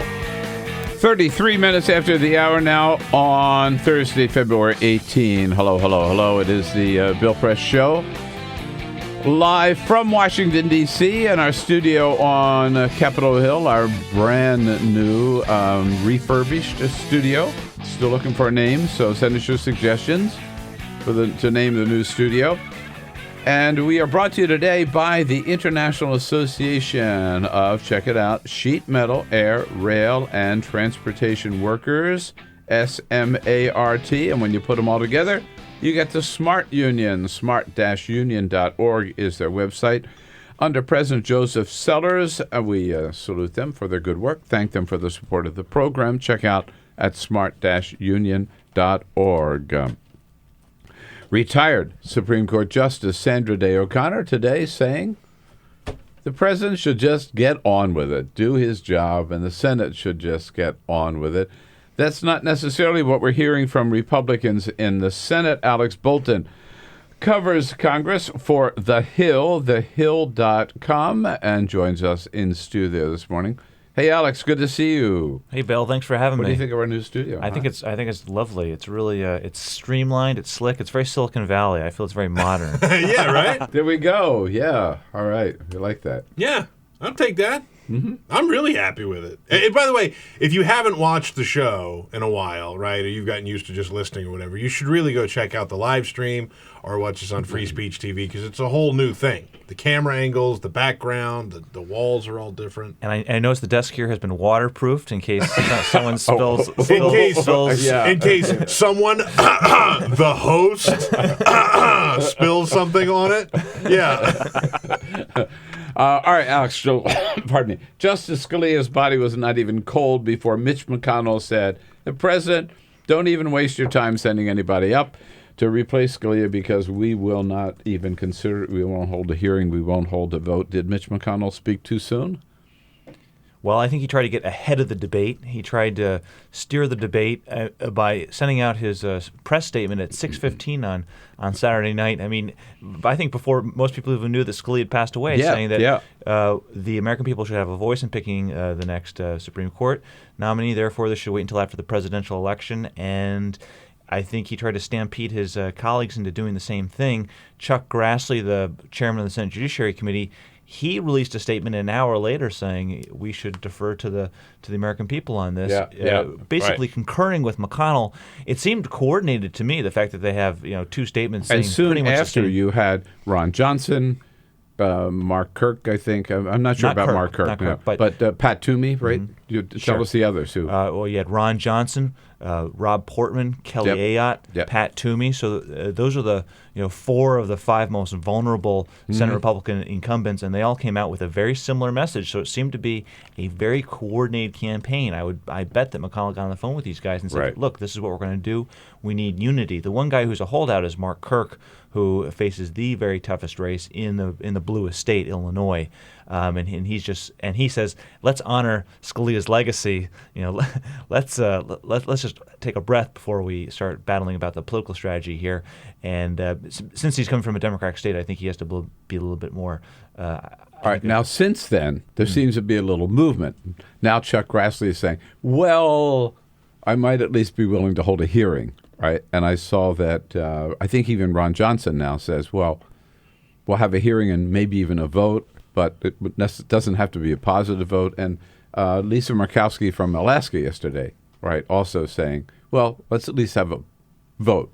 I'm going to be open to that. So are they going to fold on this? Well, Harry Reid's office has started the GOP cave countdown, and since you like to go on CNN so much, CNN has those countdown tickers. Well, the Senate Democratic leader Harry Reid has pulled the countdown ticker from CNN's playbook, and he's counting down the days until the GOP caves. I think the GOP is going to have to cave on the question of having hearings, and that's a piece I wrote about for today. Is the pressure on Grassley, and basically Grassley's always always been a government transparency guy, government accountability guy, and people who've looked at him watched his career a long time, were surprised that he came out of the box so quickly and say, hey, basically seem to be shutting off or foreclosing the possibility of hearings. Well, now he's backing away from that, and I think that's because you can't claim to be for good government and government transparency and not even give the president's nominee his fair review or her fair review. So I think they're going to have to at least have a hearing and even give the nominee an up or down vote on the floor, and maybe they'll vote in lockstep to defeat him. I think the precedent here is Robert Bork in 1987. He was passed out of the Democratic-controlled Senate Judiciary Committee by a vote of 9-5. He went to the floor and he was defeated. He wasn't filibustered. So even though he was very controversial, he still got his vote on the floor. Right. Now, if you alluded to this earlier, the ironic thing I find about this, if you really do value the legacy and the contribution of Antonin Scalia and believe in originalism, right? An originalist would look at the Constitution and say, vacancy, president appoints, right? There's no exception for election years or so-called lame duck presidents, right? And there's a precedent with Ronald Reagan, as we know. So, I mean, following Scalia's legacy, when you say, let the president do his job, let the Senate do its job. Yeah, and also following Scalia's legacy, he was overwhelmingly confirmed by the Senate. I mean, the partisan, this becoming so partisan is a relatively recent phenomenon, and that's why I think you had Hatch yesterday, Orrin Hatch, the former chairman of the Judiciary Committee, on CNN's Wolf Blitzer. He said, well, we shouldn't filibuster judicial nominees, we shouldn't filibuster Supreme Court nominees, and they later walked that back. But I think in the moment when he said that, he was dialing into yesteryear when it wasn't typical to filibuster these things and when they weren't so political. So I think the originalist interpretation is, if there's an opening, the president gets to appoint someone, and I don't think the founding fathers ever envisioned the political process becoming as partisan as it's become. Do you? I hate to seem old-fashioned myself, but doesn't it partly depend on whom the president appoints, and we don't even know that yet? I mean, isn't this like whole battle sort of the cart ahead of the horse, right? Let's find out whom he's going to send up first. Well, yeah, and it just shows how knee-jerk things have become in Washington. People just assume because it's Obama, it's going to be terrible. And, it's almost like Republicans are trying to believe their own rhetoric after 6 years that this guy's the devil incarnate and he's going to nominate some spawn of Satan to the high court, and they're already ready to kill the person, and they have no idea who it is. And it could be someone like, I was going to say, who do we think it might be? Well, one name that's been floated is Jane Kelly. She's on the 8th Circuit Court. She's from Iowa. So, and last time she made it through the Senate, she had the support of Chuck Grassley, the chairman of the Judiciary Committee, because she's a fellow Iowan. She was confirmed something like 97 or 96 to nothing. Sri Srinivasan on the D.C. Circuit Court. That's another name that's been floated. He was, I think, good. confirmed. By the way, congratulations. You're the first one that nailed the last name that I think we've heard. Sri Srinivasan, right? Yeah. Srinivasan. Okay, good for you. Nobody else has gotten it right. Got it now. So I don't know if he was unanimous or close to unanimous, but 97 to nothing. There you go. So and I think he had Cruz and Rubio support him, right? So, Yes. Cruz was a big buddy of his, right? Yeah. So it would be very hard for them to take a stand, I think, against either one of these people for 10 months and just beat up on them for no other reason than Obama appointed them. Now, yes. And so now the question really is, what does Obama do? Does he appoint someone like Jane Kelly or Sri Srinivasan, who may not be so exciting to the Democratic base, but had unanimous support in the Senate, would be very tough to block now? Or does he appoint someone like Loretta Lynch, who would be the first African-American woman on the high court? That would make the Democratic base very happy, but then perhaps the Republicans would have an excuse to oppose her because there's not a fresh unanimous vote in her favor. So now the question is, well, what's Obama's play? I'll tell you one thing. I have the feeling that President Obama relishes this battle, right? Otherwise, this was going to be a pretty boring year where it'd get nothing done. Okay, go to Cuba, go to Vietnam, right? But this gives him a real fight, right? For this last year that could last the entire year, And I understand Republicans see that they could make some political hay out of this, but so could Democrats. Absolutely. In terms of revving up the base. It's a great issue for Democrats because the presidential election then becomes a referendum on the Supreme Court. And I think that's why, good government advocates say that, look, if you really believe in government transparency, you should at least have a hearing on this nominee so we know what's at stake in this court fight. And I think what we're going to find out is that this nominee that's going to come forth is going to be pretty reasonable. And the Republicans are going to block him. And then the Republicans are going to constantly have to explain why they're blocking this nominee. And it's going to bring up some issues that I don't think play so well for them in a general election, especially in a presidential election. That is abortion and gun control. I think the Democrats think that they have that gun control is a better issue for them this year, and other issues. Immigration reform, affirmative action, gay marriage. I mean, affirmative action. All these things. Though I'm not sure affirmative action is. Who knows? I'm not sure it's as big as it used to be. But no, I don't think so either. I just meant it's on the docket this year. Abortion, guns, immigration. Birth control, that's another one. Yep. So these are things that are going to be litigated as part of this court fight in this presidential election. It's going to be a referendum on those issues that break very well for Democrats. So I think this is a huge gift for Democrats in the presidential year. It's a huge gift for Hillary Clinton. Mm-hmm. Yeah. So I guess maybe Democrats ought to say thank you, Mitch McConnell, for being dumb enough to make this battle that it is, and not just letting the process take its course and voting no. They could always do that. Alex Bolton with us here. Alexander Bolton from The Hill, thehill.com. This is the burning issue of the moment, so your comments and questions are welcome at 866-55-PRESS. Your comments on Twitter at BP Show.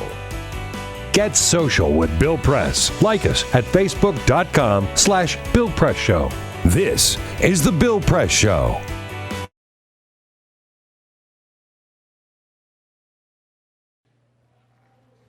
It occurred to me tonight, for the first time, that the long-winged insect that over and over again rams its body into the wood of my front door might not know what he's doing. He might not have a plan. Maybe that's just how he flies, and that is where the door is. And I remember you. The last time I saw you, a few weeks before we would graduate from high school, and a few days before you let a bullet dissolve on your tongue, dancing in a warehouse rave, sweat-drenched and strobe light battered, thrashing your arms back and thrusting them forward. The floor could get so bright and loud, we all slowed down to be more careful, but you kept dancing full sprint tornado, and sometimes you'd spin full weight into a wall and just spread your arms against it and sway back and forth like a lover reunited. This long-winged insect is not trying to get into the house. It doesn't know there is a house. Can't imagine a life beyond that door. All it can see is the light. You and I were both 17 when you died. And ever since then, I have envied you. How you are remembered for towering, unclaimed potential instead of living to look regret in the face. You didn't have to come home 3 weeks later and explain to your little brother why you took too much medicine. Your addiction is remembered as a tragedy, not a betrayal. Your suicide attempt became a suicide, not an unpaid hospital bill. And only tonight did it occur to me that maybe that night when you let your teeth touch metal, you might not have known what you were doing. You might not have had a plan. Maybe you had hit that door so many times you couldn't imagine it might let you through. I'm still ashamed to admit it, but I have always secretly believed you did it for me, that you wanted to show me that there is a way out of all of this. Not so that I would follow you, but so I would understand that every day that I am alive is a day that I choose to be alive. And when the music stops, you still get to keep on dancing. And when the light is so bright it blinds, you can dance with your eyes closed. And if in that dark you come up against a wall, you keep your arms out wide and you dance with the wall.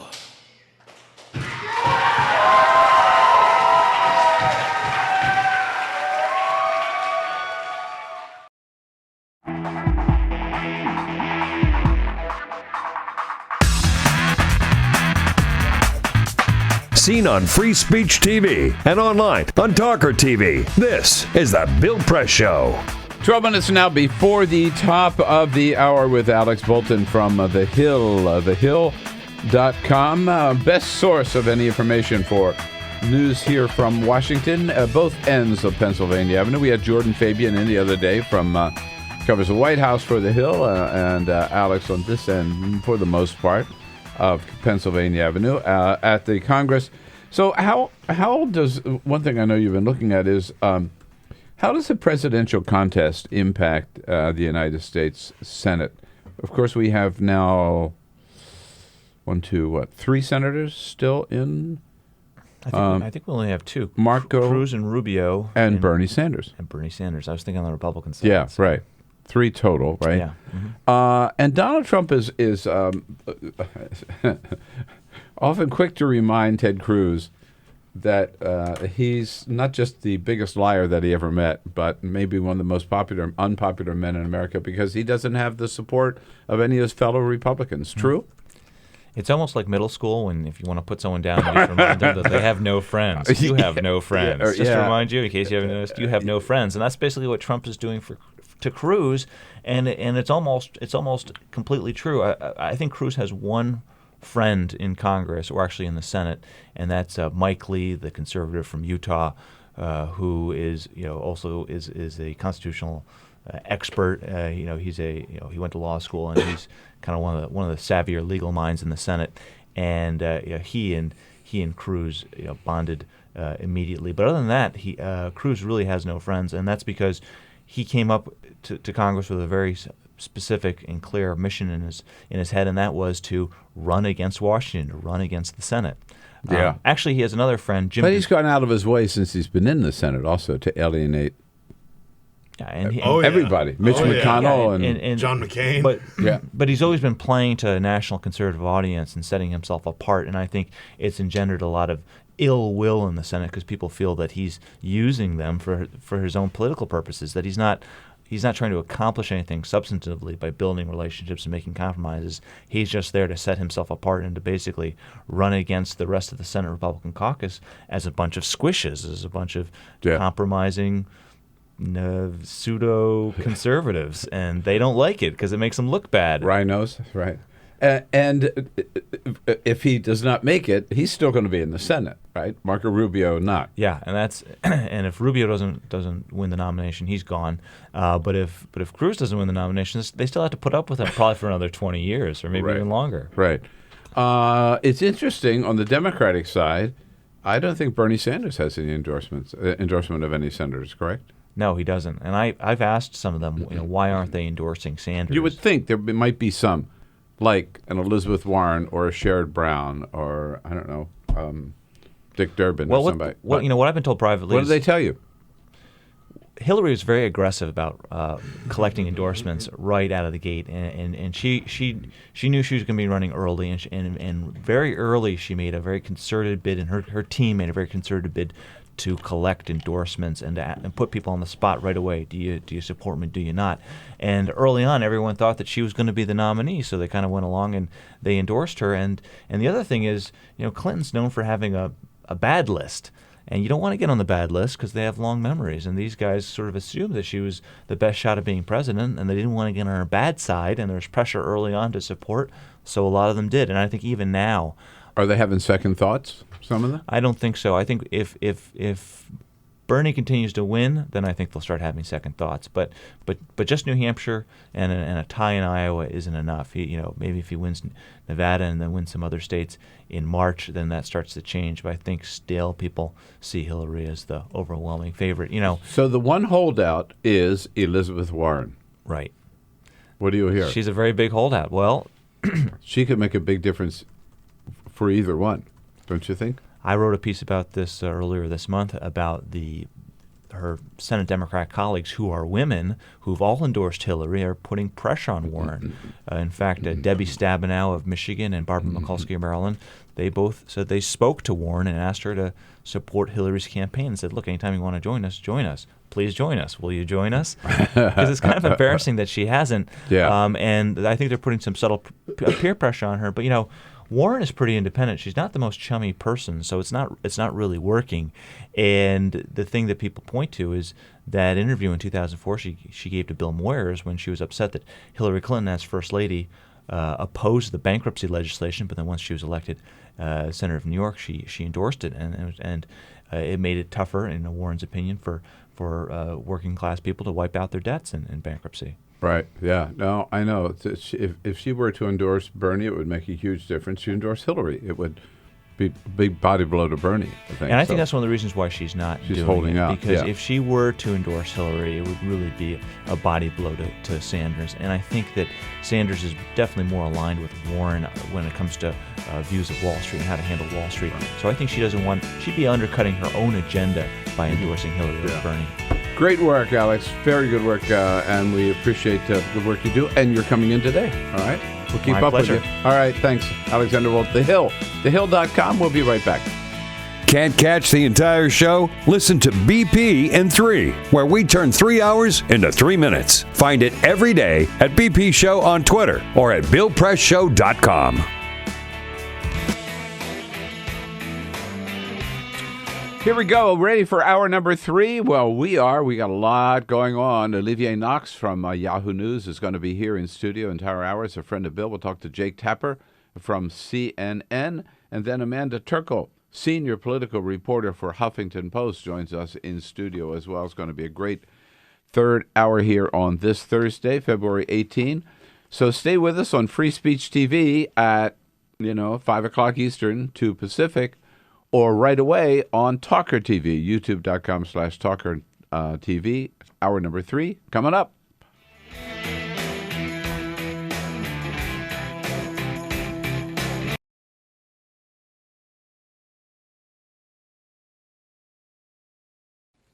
For Mike Brown. I'm sick of writing this poem, but bring the boy. His new name, his same old body, ordinary black dead thing, bring him. And we will mourn until we forget what we are mourning. And isn't that what being black is about? Not the joy of it, but the feeling when you're looking at your child, turn your head, then poof, no more child. That feeling, that's black.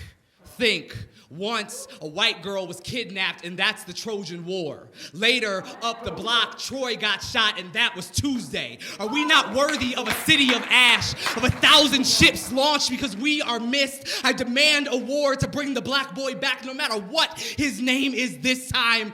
I at least demand a song. A song will do. Or a head.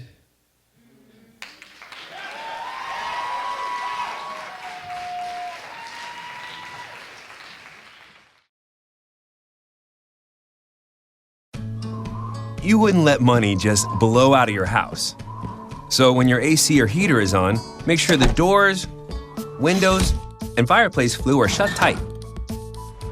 If you're headed out, turn down the AC or lower the heat by 10 degrees. And always keep your water heater set at 120. A little bit of common sense goes a long way. Get more great tips at energysaver.gov.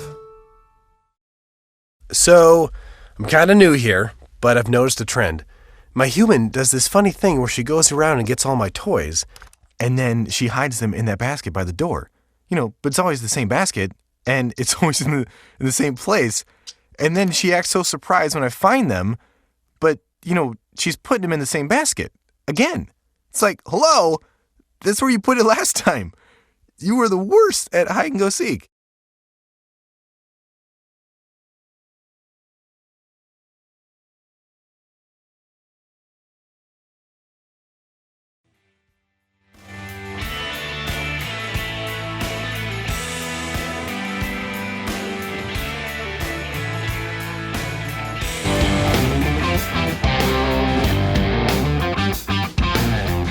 This is the Bill Press Show. Busy day at the White House today. President Obama getting a daily briefing about 10 o'clock at 11:15. He welcomes the champion Chicago Blackhawks to the White House. He loves getting those sports teams in the East Room. This afternoon, he'll be holding a meeting with civil rights leaders, and this evening, he and the First Lady will be hosting a reception to celebrate Black History Month. We have our daily briefing today with Josh Ernest at 12:30 in the briefing room. When we come back, Olivier Knox joins us from as a friend of Bill from Yahoo News, and then we'll be joined by Jake Tapper from CNN and Amanda Turkle from the Huffington Post. Big hour coming up. This is the Bill Press Show.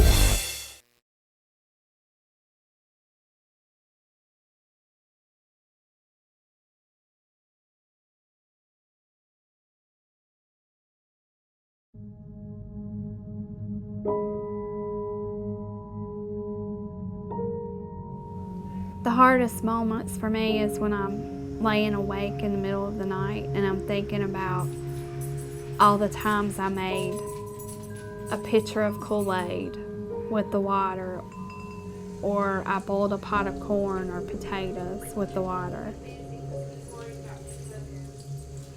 Those thoughts just stick with me in the middle of the night, and I feel horrible as a mom that I didn't know that something was wrong, but how could I have known? There's no way I would have known. The spill at Dan River happened when a drainage pipe that ran underneath an ash basin and dam collapsed, sucking out 6 decades of waste and spewing gunk directly into the river.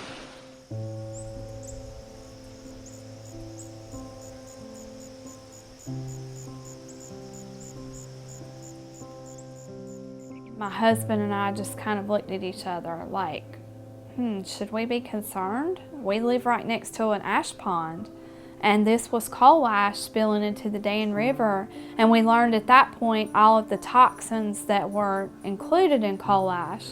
A situation like Dan River, where there was a catastrophic disaster, gets people's attention, but the fact is that these coal ash pits have been leaking and poisoning people's groundwater and the state's surface waters for decades. Coal ash is the residue left behind after coal is burned in a coal-fired power plant. A large coal-fired power plant can burn 10 million tons of coal a year. When the organic matter in the coal is burned away, what's left behind are these trace minerals, things like arsenic, lead, mercury, selenium, and chromium. And these are highly concentrated. The coal ash can have concentrations of these contaminants that are 10 to 100 times greater than the level in the coals themselves. Coal ash pond number 1 is right behind my house, literally pretty much in my backyard. We were approached by a neighbor who was wanting to have their well tested, and we decided that maybe we should have ours tested as well. They found hexavalent chromium at 4.5 parts per billion. So in talking to the residents, we have discovered anecdotal evidence of an extraordinary number of cancers for this fairly small community. Some of us in the community got together. We started kind of talking about all the cancer that we've seen in some of our family friends in this community. I think we had somewhere in the neighborhood of around 70 names. So we had some help from our river keepers putting a map together, and it was a little shocking to see it. You know, I still have a hard time looking at it. Technically, EPA has not regulated coal ash as a hazardous waste, but it is undeniable that coal ash contains many, many hazardous substances that are hazardous, in fact, to people and the environment. And the only reason they have not been regulated as such is because of intense lobbying efforts by coal industry and its allies. A lot of these chemicals are simple elements, but when you find them at the levels that they exist in around coal ash ponds, then you're starting to talk about cancer, brain tumors, you're talking about birth defects, developmental problems, neurotoxicity.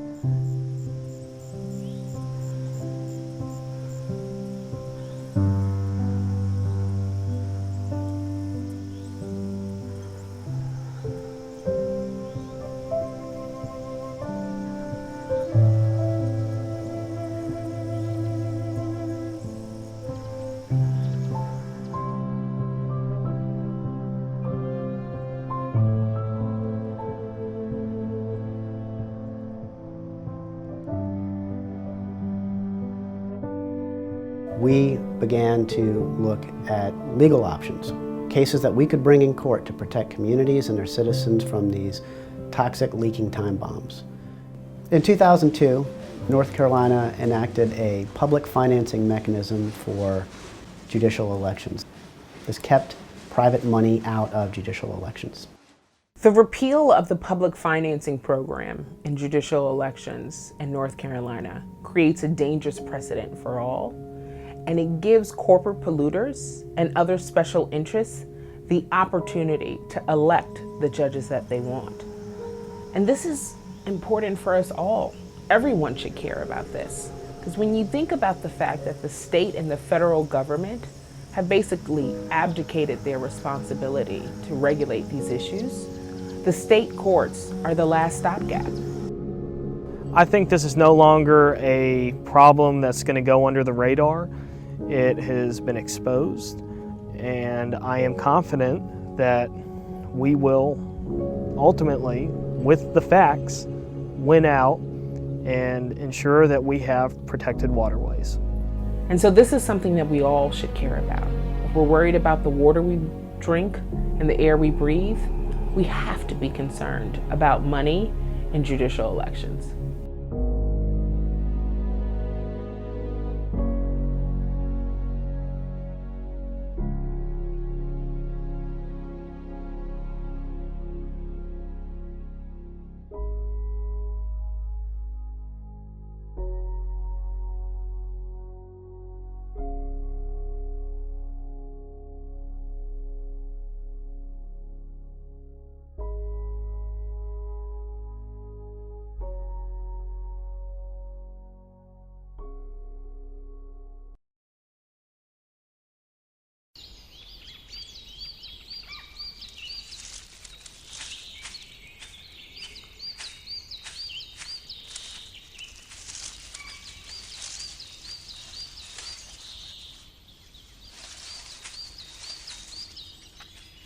At Earth Justice, we defend the environment in the courtroom.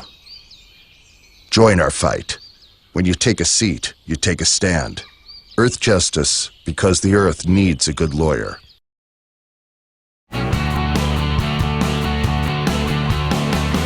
Broadcasting around the nation, on your radio, on your TV, and online. This is The Bill Press Show. President Obama, he is not going to the funeral on Saturday for Justice Antonin Scalia, but the White House says he is going to Cuba next month. How about it? Hello, everybody. On a Thursday, February 18, here we go, The Bill Press Show. Great to see you today, and thank you for joining us. All across this great land of ours, we are there with you, first of all, on the radio, on your local progressive talk radio station. Welcome.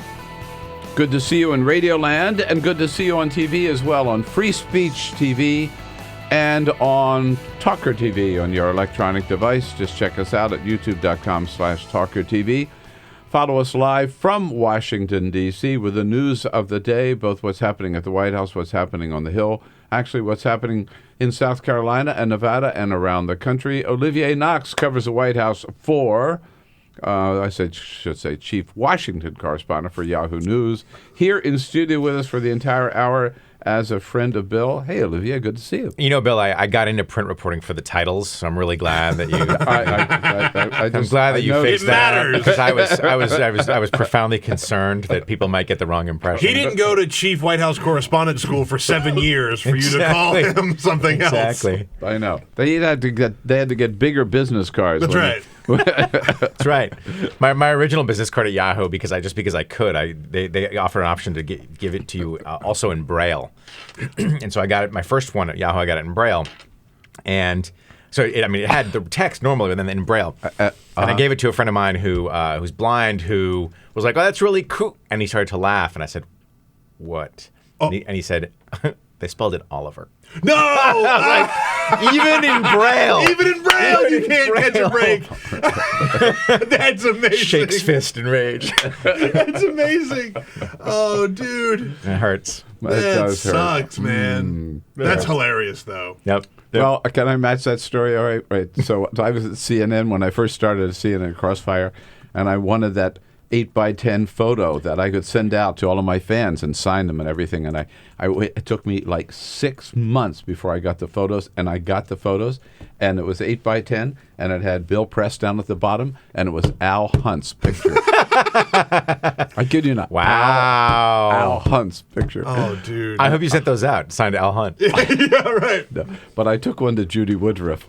That's awesome. I figured that she must have done that. That's fantastic. Yeah, there we go. We got lots to talk about here with Olivier, or Oliver, Olivier, whatever it is. Peter Ogbar and Jamie Benson leading up our team. Hey, good morning. Here we are. Ray Rogers on the phones, 866-55-PRESS. Cyprian Bolding on the cameras, our videographer as well. So, Olivier, let's start. Well, first of all, congratulations on your interview with the president in December. Thanks. Yeah, you got some really good stuff there. Yeah, I did. Yeah, it's a very, very, I thought, wide-ranging and probing interview. And you did talk to him about Cuba. It was an interview that was centered on Cuba policy and the way he's changing it. It was on the designed to coincide with the 1-year anniversary of the big announcement in Havana and Washington that we were normalizing relations, reopening the embassies, and really altering this Cold War relationship. And so you talked to him about this potential trip to Cuba. I did. Think I thought it would come later in the year, by the way. But well, he said that they would make a decision. So what do we know now? He said they would make a decision in the next several months. And yesterday, ABC News broke the story, and a senior administration letter confirmed to me that the president's going to go. They're going to announce it today. He's going to go in the coming weeks. The best guess is March 21st, 22nd. Ooh. He has another trip to South America scheduled for right around then, so it would make some sense. Stop on the way, huh? Yeah. What we still need to know from the White House is some of the big questions. Will he meet with pro-democracy dissidents in Cuba, for example? And what sorts of changes on the political and the economic front are we going to see before the visit, during the visit, after the visit? Well, do you ask him about meeting with dissidents? I did. I said, look, when presidents go to China, they make it a point to have a symbolic, very important symbolic meeting with dissidents. Or in George W. Bush's case, he attended a religious service, Christian religious service. So could you, sir, imagine an itinerary in Cuba that did not include a visit with dissidents? And he said flatly, no. If I go to Cuba, the rule is I get to talk to everybody. So he made it very clear that was going to be part of the itinerary. Now, let's see if that has happened in the negotiations going on since then. Isn't this trip to Cuba, which I'm very excited about, I think it's a long past time, right? And to normalize relations and to see a president go down there, Secretary of State Kerry going down there was historic. This will be huge. But isn't it fraught with challenges for this administration? Boy, it really is on a lot of different levels. Everyone's going to be watching the dissident question, for starters. I mean, and that itself is a very fraught question because, the administration is always worried about if we meet with these dissidents, are we effectively painting a target on their back? Or are things bad enough in Cuba that they already have a target on their back? That's been an ongoing debate. Actually, it was going on in the Bush administration, too, and in the Clinton administration before it. The question of whether when an American president meets with pro-democracy dissidents, it's an unalloyed great thing, or it has some potential darker downsides. But that question is really important because the root of all of this really is an effort to not just change the relationship, but change how Cuba works. It is a socialist-run island. Raul Castro took the reins from Fidel Castro, the revolutionary leader everyone's got to be familiar with. That's very fraught. And then there's the whole notion of improved economic ties, which is a really, really complicated issue. A lot of American businesses are eyeing Cuba hungrily, not just the hotels and golf courses, right? I mean, Right. this is a misunderstanding. Manufacturing, too. Manufacturing is looking very closely at Cuba. Obviously, hotels and resorts, everyone knows about this, right? It's 90 miles away from Florida. It's obviously a very appetizing market. There are European hotels, Canadian hotels, Mexican hotels that are there. But manufacturing actually is really important. One of the things I dug into this in December and found that there are a lot of sort of mid-sized American manufacturers who see a really promising market in Cuba. Some folks know that Cuba has a big pharmaceutical, big medical industry. One thing they don't have is a sizable domestic manufacturing capability of pill bottles, plastic pill bottles. So I talked to some people out in Ohio who know something about this, and they said essentially, yeah, well, I mean, they're importing it from China. We would love to build a plant, this is key, build a plant in Florida and sell to Cuba. Because of the complications of the Cuban economy. There are a lot of complications with the Cuban economy. You can't get financing to build a plant. You have to provide the government with some ownership of the plant. You have to let the government, and this is something President Obama raised in our interview, you have to let the government of Cuba pick your employees. So that's a huge thing for a couple of reasons. One is obviously you'd rather hire the most qualified people, but the other thing is the Cuban government uses all of this investment as a patronage system to shore itself up. You give jobs to your friends, to your political allies, to their nephews, to their kids. So all these are really complicated. By the way, I was there last May and talked a lot about my trip, and we met with a lot of economists and business leaders, and it was I went with The Nation magazine. It was not a government trip at all. And the Cuban economy is in tatters. I mean, now they have a great opportunity. They see it, but they recognize that they have to really. They don't want to be anything other than a socialist country, but they say, like, Sweden is their model, right?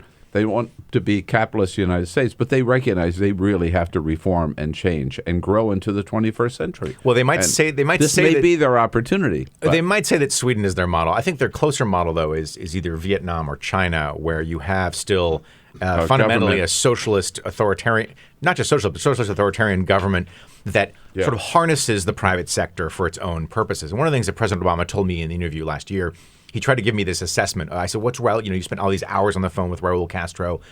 What's he like? What kind of leader is he? Is he transitional, transformational? Is he a caretaker guy? What's the deal?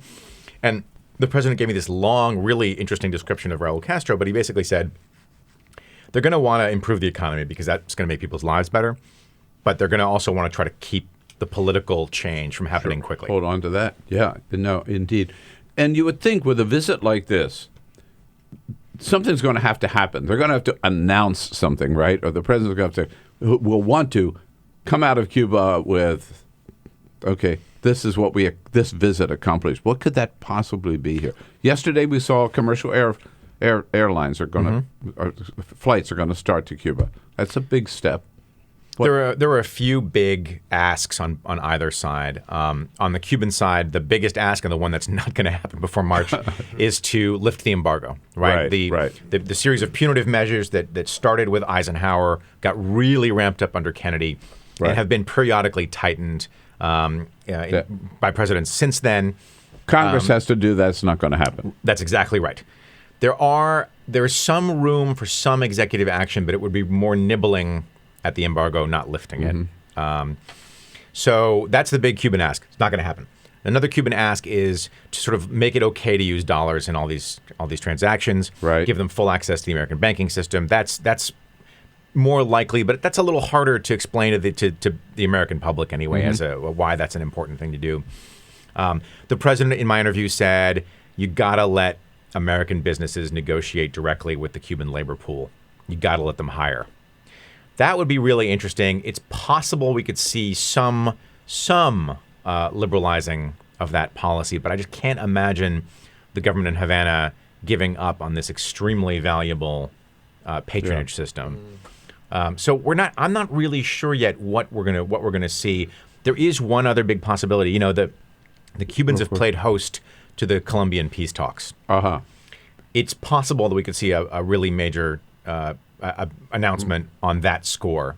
And that would be part of the whole, like, Cuba's being more responsible. Yeah, they're not exporting revolution. They're not doing this. That'd be big. By the way, they don't have many golf courses in Cuba. I think only 2, or maybe only 1. So I think the president could leave the golf clubs at home on this particular trip. The People's Golf Course #1 and the People's Golf Course #2. When we were in Vietnam, actually, with President Bush, we passed the Hanoi Golf Club. I took a bunch of photos just because it seemed so incongruous. You know, it seemed like such an odd thing to see. In North Korea. Hanoi. In Hanoi. All right. Olivier Knox here with us, and we'll be joined by Jake Tapper, host of CNN's State of the Union. We'll find out what's coming up on this Sunday on State of the Union, and maybe a little bit about last night's town hall. 866-55-PRESS is the toll-free number. We'll be right back. Your progressive headquarters for the 2016 election. This is The Bill Press Show.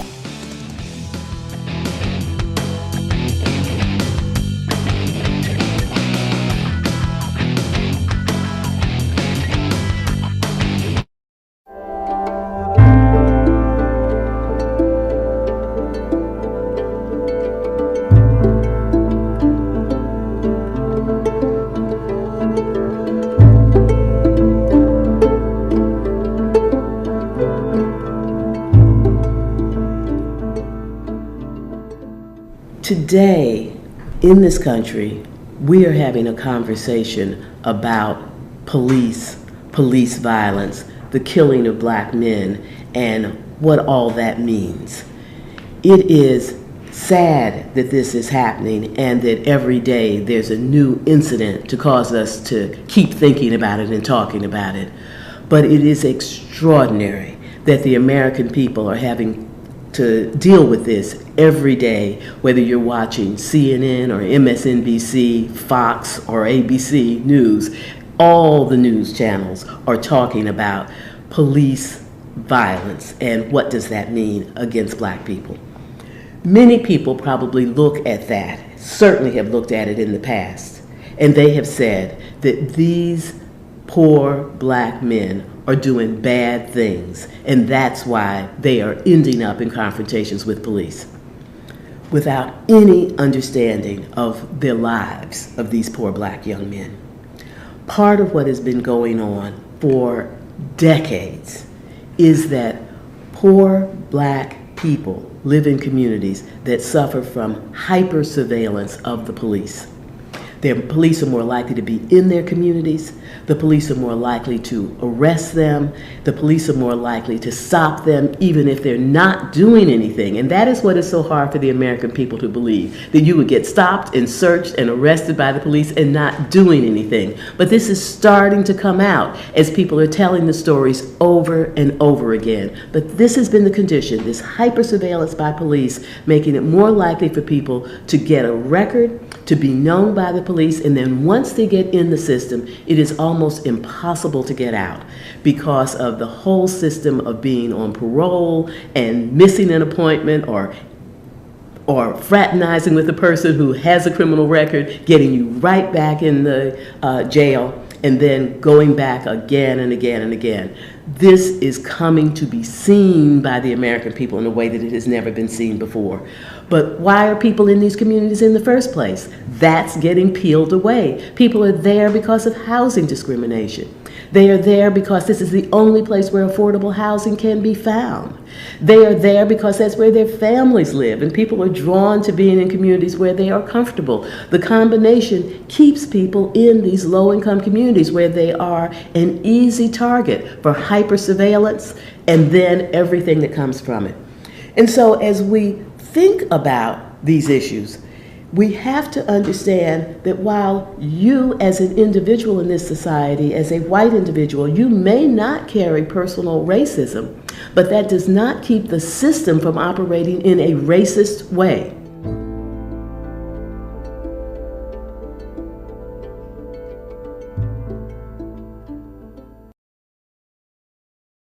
I grew up in the housing projects of Cleveland.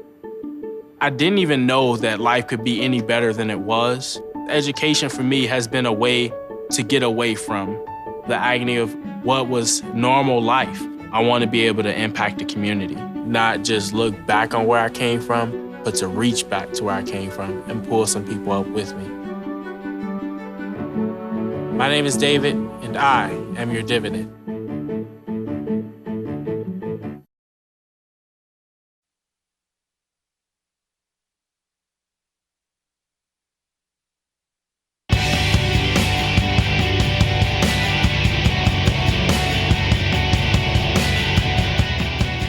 This is the Bill Press Show. Here we go now. It's 22 minutes after the hour, or the Bill Press Show on a Thursday, February 18. This is the morning in between the two CNN town halls. In studio with me, Olivier Knox covers the White House for Yahoo News. And Olivier, we are now joined by our former colleague in the White House briefing room, Jake Tapper, now host of The Lead weekdays on CNN, and of course State of the Union Sunday morning. Hello, Jake. Hey, Bill. Bonjour, Monsieur Knox. So let's see. I'm not getting Jake in my ear pierce. Is that good or bad? He just said bonjour. Oh, very nice. Bonjour, Jacques. Ça va?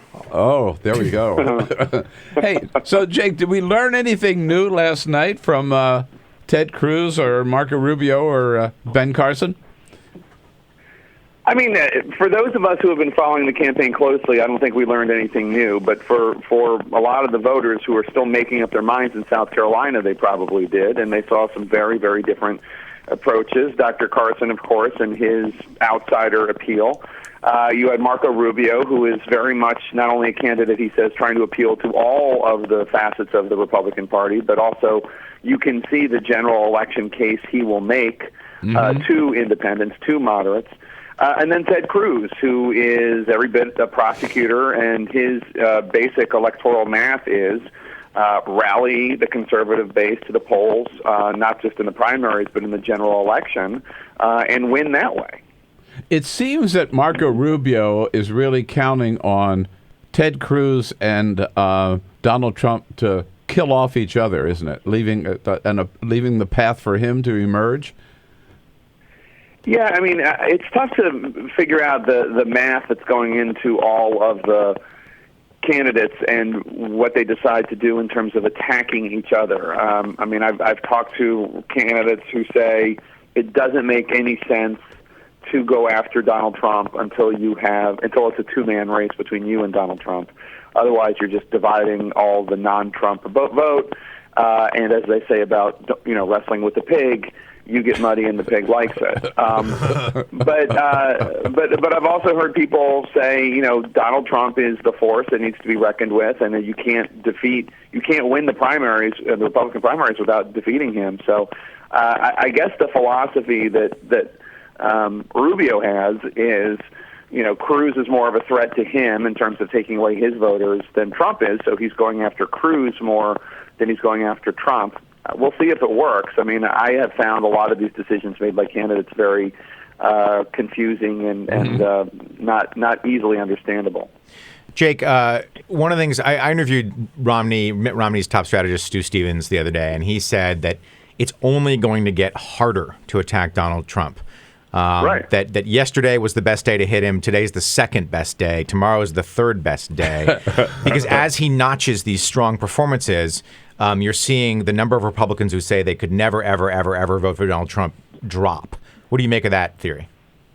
Yeah, I mean, I think Stu's right, and it's especially true because after South Carolina, which Donald Trump, we should point out, is heavily favored to win according to polls, and after Nevada, where he is also favored, then it gets even tougher for the non-Trump candidates because Donald Trump has so much money, so much name recognition, is able to hold these huge events, rally people to the polls, and it's not as conducive to smaller candidates with less name ID and less ability to marshal resources. So, look, I have been from the very beginning when I moderated the second Republican debate last September, and my first question was, Bobby Jindal says he would be uneasy with Donald Trump's finger on the nuclear codes, Governor Bush. Would you be uneasy? And Bush whiffed it. He wouldn't touch it. And then I went to Carly Fiorina, and she did the same thing. And I have been confused at their approaches to Donald Trump since that very moment, because I thought that was a moment to, if you're going to take them on, take them on. Don't wait. But they all decided to wait. I mean, I agree with you. Yeah. I've been saying for months, Bill, as you know, I don't see a scenario where he stopped. He seems to have a way. He seems to have figured out the way to get the Republican nomination, and no candidate seems to have been able to figure out a way to take him down. And Ted Cruz is running ads in South Carolina that feature Donald Trump's own voice and face talking about being, very, very pro-choice. Totally pro-choice. Yeah, 100% pro-choice. Donald Trump, in his own words, in a 1999 interview with Tim Russert, and those ads don't seem to be having any effect other than getting under Donald Trump's skin, because he sent a cease and desist letter to the Cruz campaign, which is, of course, of questionable legal merit. But I mean, hey Jake, you know what a hard break is, and we're at it right now. So we're gonna have to run. But listen, thank you so much again. We'll look forward to seeing you on the State of the Union on Sunday, and of course this afternoon on The Lead. Thanks guys. Jake. See you, Jake. All right, we got it. We'll be back with leader announcer Amanda This Turkle. is the Bill Press Show.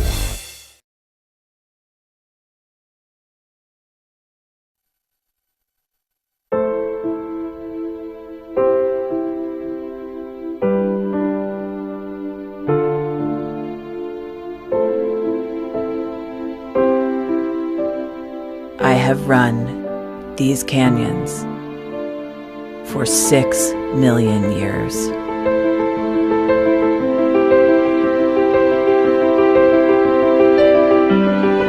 I have traveled from the Rocky Mountains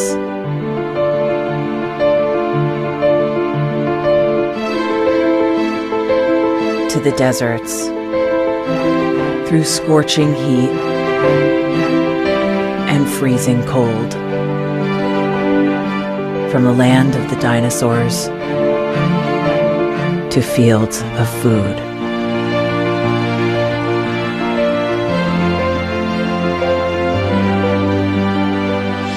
I lend my hand to 7 states, 2 countries, 9 national parks,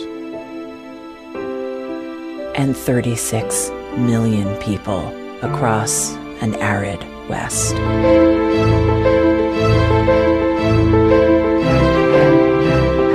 I am not the strongest or the largest, but I am the hardest working.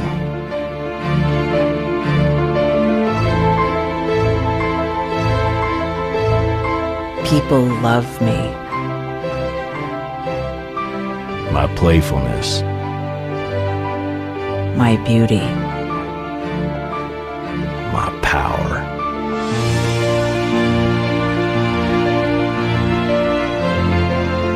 my life.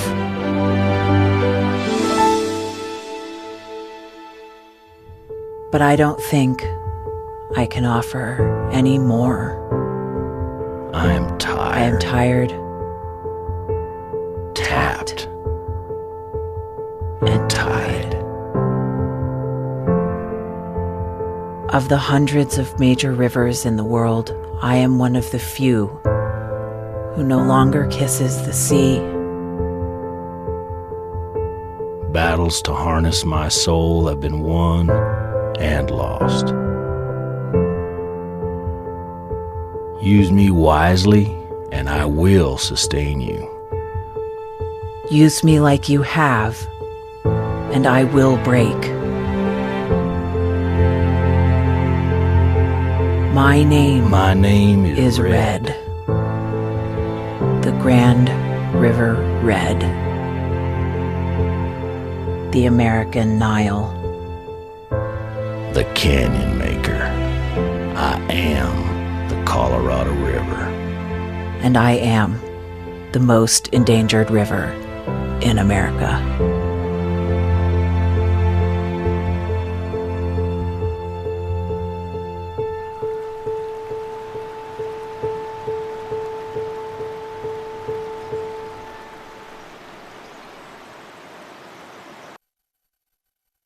So, I'm kind of new here, but I've noticed a trend. My human does this funny thing where she goes around and gets all my toys, and then she hides them in that basket by the door. But it's always the same basket, and it's always in the same place. And then she acts so surprised when I find them, but, she's putting them in the same basket. Again. It's like, hello? That's where you put it last time. You were the worst at hide and go seek.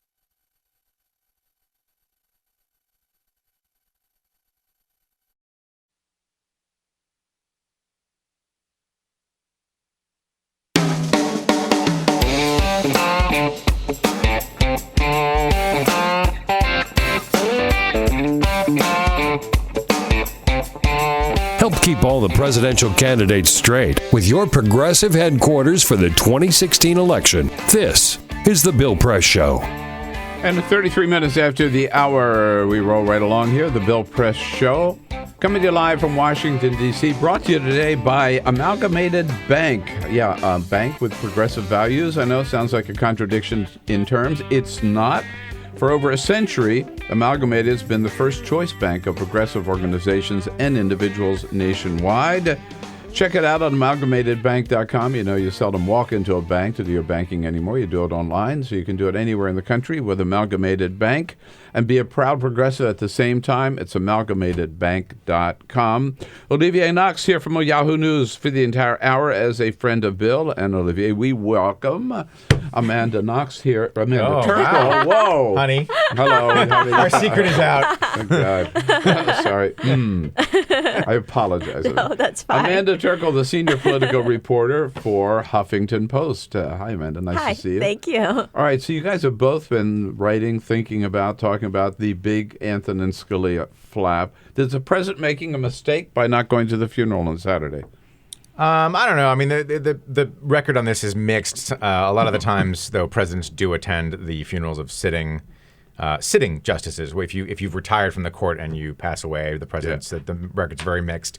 I don't know. I think they don't really care at this point about those kinds of optical, the political optical illusions, the optics, as we like to say when we're being smug in D.C.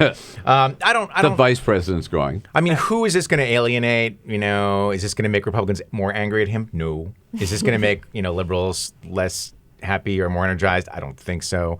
I don't know that this affects anybody because it's coming against the backdrop of the fight to pick a successor, a replacement for Antonin Scalia, everyone's got their eye on that. Right. So, Amanda, the question and the flip question is, did Mitch McConnell make a big mistake in jumping so soon to say, no way, no how, we don't care who he sends up, we're not going to consider it at all? I thought he did. I was actually very surprised he did that. I mean, it was always going to be tough for President Obama to get someone through. Republicans control the Senate. Obama would need to get every single Democratic senator plus 14 Republican senators in order to get his nominee through. That is going to be incredibly hard. But Republicans could have said, we'll give the nominee a fair hearing. We're happy to listen to the person and consider them, and then still reject them. But Mitch McConnell said right off, no, we're going to obstruct this. And we are advertising this to everyone right before the elections that we're going to obstruct this. And I thought it was a very, very strange move. Mm-hmm. And gave the president, Olivier, a great opportunity, right? It did, but I don't know that Mitch McConnell had a big choice on the matter. I mean, let's not forget where the Republican base is right now. If let's imagine a path that leads to the confirmation of President Obama's pick for the Supreme Court. Can you imagine the rebellion from a Republican base that already feels it's been lied to by its leaders in Washington? I don't know if they had much of a choice. And then there's something I haven't really puzzled through yet, but the Republicans are defending something like 24 seats in this election, 7 or 8 of which are in states that President Obama won in 2012. 2008, I think. He won twice. Yeah, many of the states are states that Obama won twice. Yeah. So maybe the thinking was, wow, here's a nightmare. A nightmare is putting our vulnerable senators in a position where they might have to vote for someone with cross-party appeal. Let's not do that to them. In fact, they're going to be much more dependent on the base. Let's keep the base happy and not have a potential danger with independent voters. Maybe that was the calculus. But then they also have to run in a general election in November. right? No, I'm thinking about the general election. I think. Oh yeah. I think they're. You know, they're very concerned in Congress. Well, the senior leaders in Congress and the Republican Party are very concerned about a Cruz or a Trump nomination that could weigh down the rest of the ticket. But there's a question about how can you get your base out? Mm-hmm. Well, it seems, Amanda, now you cover these people, that some of the Republican senators, right, were very quick to go along with Mitch McConnell. And yet now there seem to be some second thoughts. Right. And some Republicans say we're not actually concerned about this being too big of an issue. We think that voters will still be turning out on the economy and national security. Some voters may care about this, but it's not going to be what's driving the base. And they do, I think, make that calculation that the base will be more energized by opposing an Obama nominee. But there are Republicans who are now maybe not quite as strong as they were to begin with. And the main one is Senator Ron Johnson in Wisconsin, who is one of the most at-risk Republicans. He's going up against Russ Feingold, who used to hold that seat. And Ron Johnson at first was all in with Mitch McConnell, but now he's saying, I never said I wouldn't vote on someone. I'd be open to it. Sure, let's put him up for a vote. I think it'll be the same either way. But, I never said I wouldn't. So he's wavering a little bit. You have now, most significantly, Chuck Grassley, who's chair of the Senate Judiciary Committee, who at first, again, was with Mitch McConnell, but now is saying, I might be open to having a hearing. And I think he legitimately does want to have a hearing. This is his committee. This is what he likes to do. But he's facing a lot of pressure not to. So what happens if he decides to hold these hearings? We have Senator Ted Cruz on that committee, right?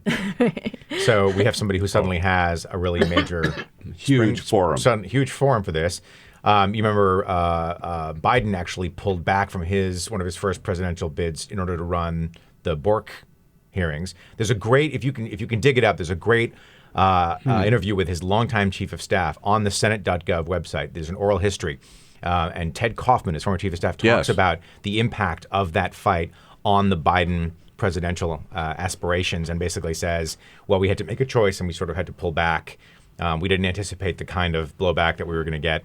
I would encourage everybody to read that. It's really fascinating. Well, because one of the options would be to do their job in the sense of considering, right? They hold a hearing, they lay out their reasons for voting no, and then they vote against him. Right, and the nominee will still probably go down. But they would look like that they went through the process and they did their job. Now, the other option is the president could do a recess appointment, which he probably, they might not, but he has that option to do that. And that would be an interesting political move. But he could do that if Republicans just say, we're not moving at all. Likely or unlikely a recess? I think unlikely, but I'm a little bit torn. I think it's unlikely because it would be a fairly dramatic move. The other thing about the hearings is you could imagine happening, seeing what you usually see in this kind of situation, which is, good, we can now spend 6 months grilling this nominee about the Obama record, the Department of Justice. Right. We can revisit all these things that really tick off our base. We can talk about Fast and Furious again. We can talk about the Dreamers. We can talk about, there are all these things. Executive action. Would you support, do you think the president acted legally when he did X? So there are ways to make these hearings really pay off for the Republican base as well. Mm-hmm.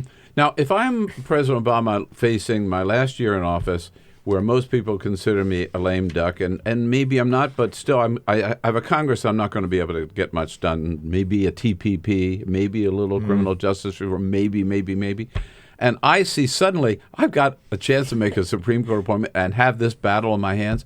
I'd be loving it. Is Obama loving it? Yeah, they're not sad to see this happen at the White House. When do they start making a list of people for a vacancy in this? They always have a list. If you listen to Josh Earnest, the White House press secretary, you listened to him yesterday, the short list of people from the last vacancy is still live for this vacancy. So they've had their short list. In other words, they're always ready because you never know. Right? Right. What this has done is this has made it a lot more concrete, which also means that the short list expands because that original short list, maybe it was the people you had last time around plus a couple of other contenders. Now all of a sudden it's a real fight. So now all of a sudden everybody that you talk to wants to bend your ear and say, who'd be great. Mm-hmm. Yeah. And so that short list has a way of expanding. But of course they're loving this fight. You hear two messages from the White House right now, from the administration, I should say, right now. One is the president's going to pick this, supremely qualified jurist. Nobody could How could anyone possibly object to them? Politics. What do you mean politics? And then there's the other part, which is like, oh man, are we going to stick it to the Republicans? Because either we fill that seat with somebody who's going to tip the balance of the court, or we have a fight that lasts into November in which they're blocking somebody that we've picked who's either been confirmed really easily or who has broad political appeal. Right. Do Republicans want to be out there filibustering the first, or not even considering the first openly gay justice, for example, or someone who has gone through and gotten unanimous approval in the past, like Sri Srinivasan. Obviously going for a Supreme Court nomination is a little different. Usually there is a tougher standard. But I'm sure the Obama administration is going to be looking at the optics of who they pick and how Republicans will look at the Sri Srinivasan is that Ted Cruz supported him for the appellate court, yes. Right? In fact, I don't know whether and Jane Kelly is from Iowa, and Chuck Grassley endorsed her. Yes, So I'm there'll sure be they will be looking at all. But Amanda made the point earlier that the Republican, and this is exactly right, that Republicans are already saying, wait, Supreme Court's different. Yeah. They have That's that. really important, and you're going to hear that a lot. Have that option. And we haven't talked about putting those two maybe, but there's some other names floating out there. Let's get into that a little bit. And whether there's anything else that we can expect from the White House or the Senate this year with Amanda Turkle and Olivier Knox from Yahoo News. We'll be right back. Join the conversation here. We'll find room for you at the table at 866-55-PRESS. Got a question or a comment? Follow us on Twitter at BP Show. This is The Bill Press Show.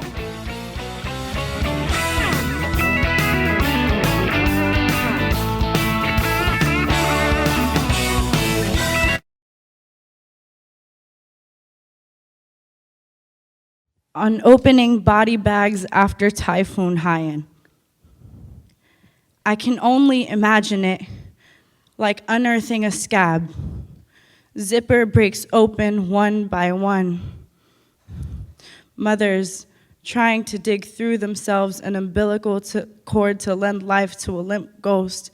There is not enough relief here to hide the scent of what this child used to be. The coconut trees are not high enough to see over the inside out that was made here. Bags do not have the honor of being called burial plots. Churches ain't supposed to be mausoleums. Tacloban was morphed into ground zero. And I watch this while it snows in Madison, Wisconsin, a place where it's easier to live as a rodent than it is to be a colored person. This place drowns my people in a different way.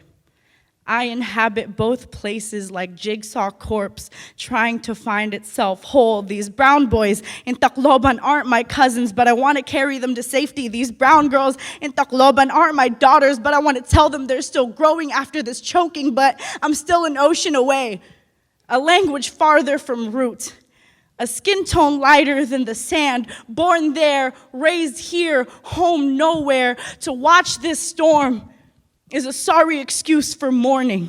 It is to need the sun desperately. It is to realize that your body is in one country while your grief is in another. To look at your house, walk to a river and come back to no house is to be Filipino. To look at your motherland hurting from a TV screen is to be Filipino American. To watch my islands through the blue eyes of Anderson Cooper is the most American I have ever felt, but I still cry for them. And I still pray for them because God tried to make them Atlantis before they were ready to be a myth just yet, because rebuilding is the Filipinos' most intrinsic muscle memory, but most painful trauma, because relief is just a word whose Tagalog translation I don't even know, because this poem is all I can give for my country, bleeding in salt water. Hail Mary, full of grace, the Lord keeps trying to drown us. Hallowed be thy bodies.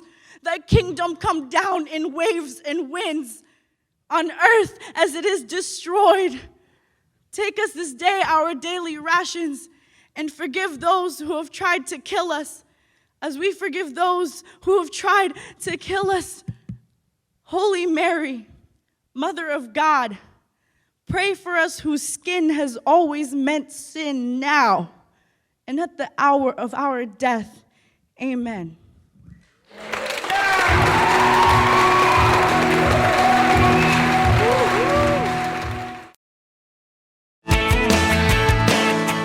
streaming live video right now at youtube.com/TawkrTV. That's TAWKR-TV. This is The Bill Press Show. Here we go, 13 minutes now before the top of the hour. With Olivier Knox from Yahoo News, Amanda Turkle from the Huffington Post covering the waterfront here in Washington, D.C. We've talked about this Scalia battle. Is there... And the Cuban trip, Olivier.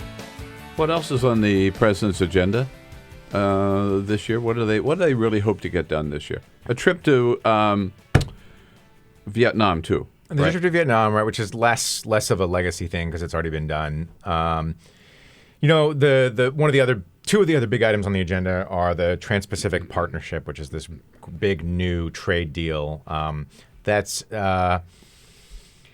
mostly significant because it's about writing the rules of the road on trade with Asia-Pacific economies in a way that it doesn't box out China, but it certainly reaffirms the U.S. leadership. It doesn't include China. In it's opposition, not one of the countries. to China, very clearly. It's about keeping U.S. influence and helping these countries sort of, cope with this rising, powerful China. The other is criminal justice reform. We know this is going to be a focus of the president in the post-presidency. They were really hopeful late last year about getting some kind of bipartisan criminal justice reform legislation through Congress. Those hopes have faded a little bit. I'll defer to you for exactly why, but they're less confident now. They're more concerned that could fall apart. And as for the trade thing, it's a heavy lift because a lot of Democrats hate it. So the window for doing that is going to probably be the what's called the lame duck session. In other words, the session of Congress after the November elections. Let's take them one at a time, Amanda. So on the TPP, right? I mean, isn't it sort of, it's like you mentioned before that to get a nomination confirmed, right, you need every single Democrat plus 14 Republicans. Here, to get TPP, the president needs every single Republican, which he probably has, and a handful of Democrats, right? And it's tough right now, right before the election, when you have the two Democratic presidential candidates out there saying they oppose it, and you have many of these people who would like to help those presidential candidates. It's just most of the Democratic senators oppose it. Right. Too. It's just right now it's not what they want to do, and so Obama's going to have a really tough time getting it through. And will depend on Republican votes to get it. Right, yes. Right, yeah. At a time, though, when Hillary and Bernie are trying to show how close they are to Obama. Yeah, right. Will Mitch McConnell deliver the Republican votes for President Obama on TPP?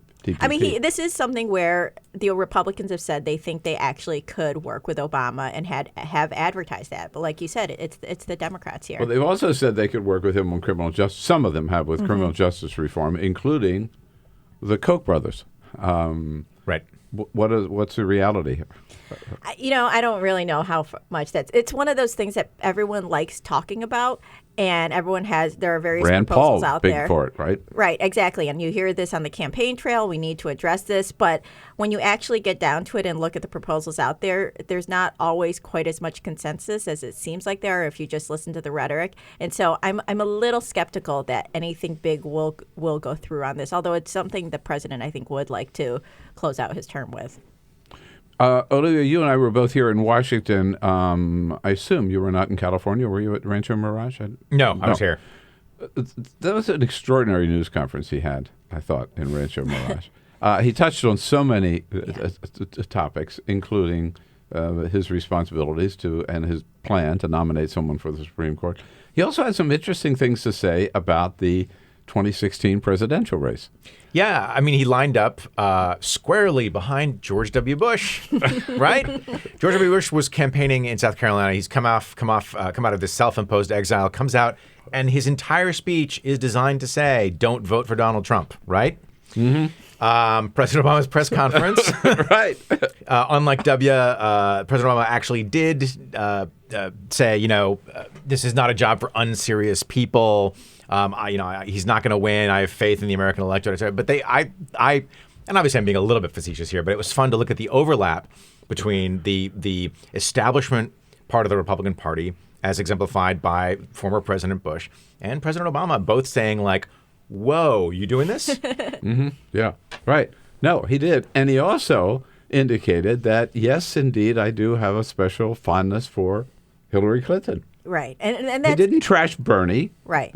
But and that has seemed obvious that he and many of his people are supporting Hillary Clinton, and he hasn't come out and endorsed anyone. But everything he said up until now indicates that he likes her. You know, he weighed in on that debate about who is a true progressive or not, saying we shouldn't really get into those labels. Mm-hmm. Yeah. He weighed in on gun control, saying he would have an issue about voting for someone who, you know, didn't back him. And so all of those things have been very subtle ways of saying I support Hillary Clinton. But if he really wants to help her, he should come out because she needs But Olivia, you and I have heard Josh Earnest on both sides of this issue, that he might endorse, no, he's not going to endorse. And then he said again, Monday or Tuesday, whenever it was, I might endorse. And they've found actually the sort of the middle ground here, which is that he's not formally endorsing, but he's making Hillary's campaign argument every other day, right? He's saying there's no meaningful ideological difference between Hillary and Bernie.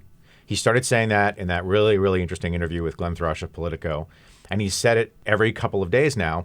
There's no meaningful ideological difference. You know, and I think politics is about getting things done, right? Yeah. Which is the Hillary argument. So he hasn't come out and said, I endorse Hillary Clinton, but there's no way that you can listen to President Obama day in and day out and not come away with the impression that he favors Hillary Clinton. Right. It's impossible. No doubt. He is the number one surrogate at this point, I think, for former Secretary of State Hillary Clinton. Hey, what a great time together here. Olivier, thank you so much for coming in. Thanks, Bill. All right. See you a little later at the White House. Amanda, great to see you too. Thank you Thanks for very coming in. I'll be back. Wrap things up with a parting shot. Connect with The Bill Press Show on Twitter. Follow us at BP Show and tweet using the hashtag WatchingBP. This is The Bill Press Show.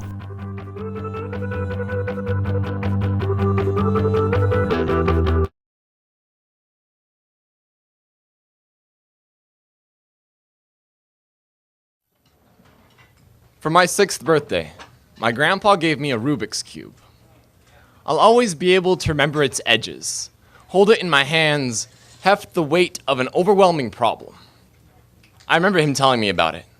How Rubik's Cube has 43 quintillion, 252 quadrillion, 3 trillion, 274 billion, 489 million, 856,000 possibilities. He told me it can be really confusing sometimes.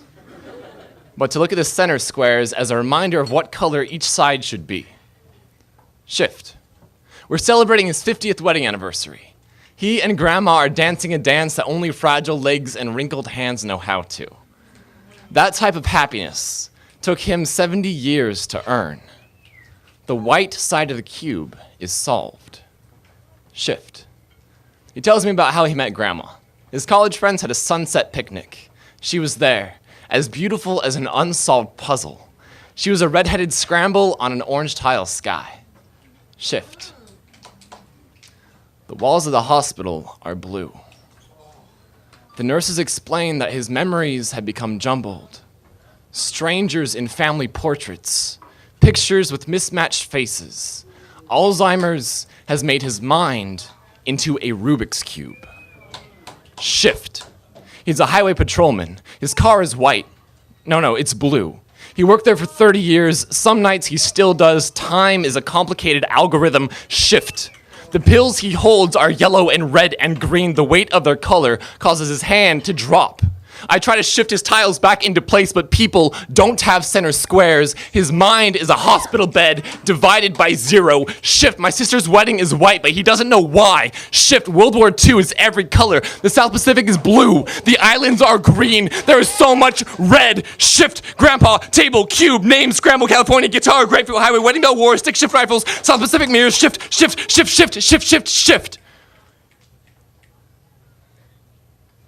The temperature of his hands is blue. Death is colorless. I will always remember his edges. Hold him in my hands. Heft the weight of an overwhelming problem. I was unable to attend his funeral. I never found out the algorithm to solve him. A Rubik's Cube has over 43 quintillion possibilities. A casket only has one.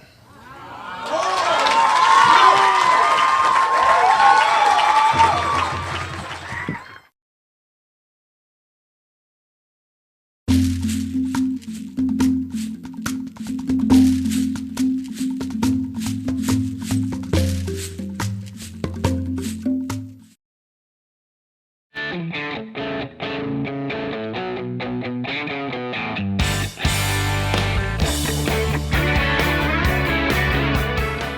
Parting Shot with Bill Press. This is The Bill Press Show. Well, as we were just talking, what an ugly partisan mess Republicans have made of Justice Scalia's death, thanks to Senate Leader Mitch McConnell.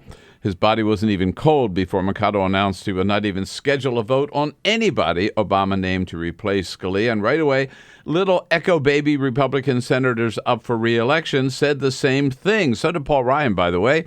But now they're starting to have second thoughts. First, Tom Tillis of North Carolina warned they'd all look like obstructionists if they followed McConnell's advice. And then Chuck Grassley said he might be willing to hold hearings. Now Ron Johnson says he might be willing to vote on a nominee. All of this angst, of course, was unnecessary if only they had followed the Constitution. It's the president's job to appoint. It's the Senate's job to advise and consent. Vote yes or vote no, but just do your job and shut up. That's my parting shot for today, folks. Have a great Thursday. Come back tomorrow. Peter here as a friend of Bill. This is the Bill Press Show.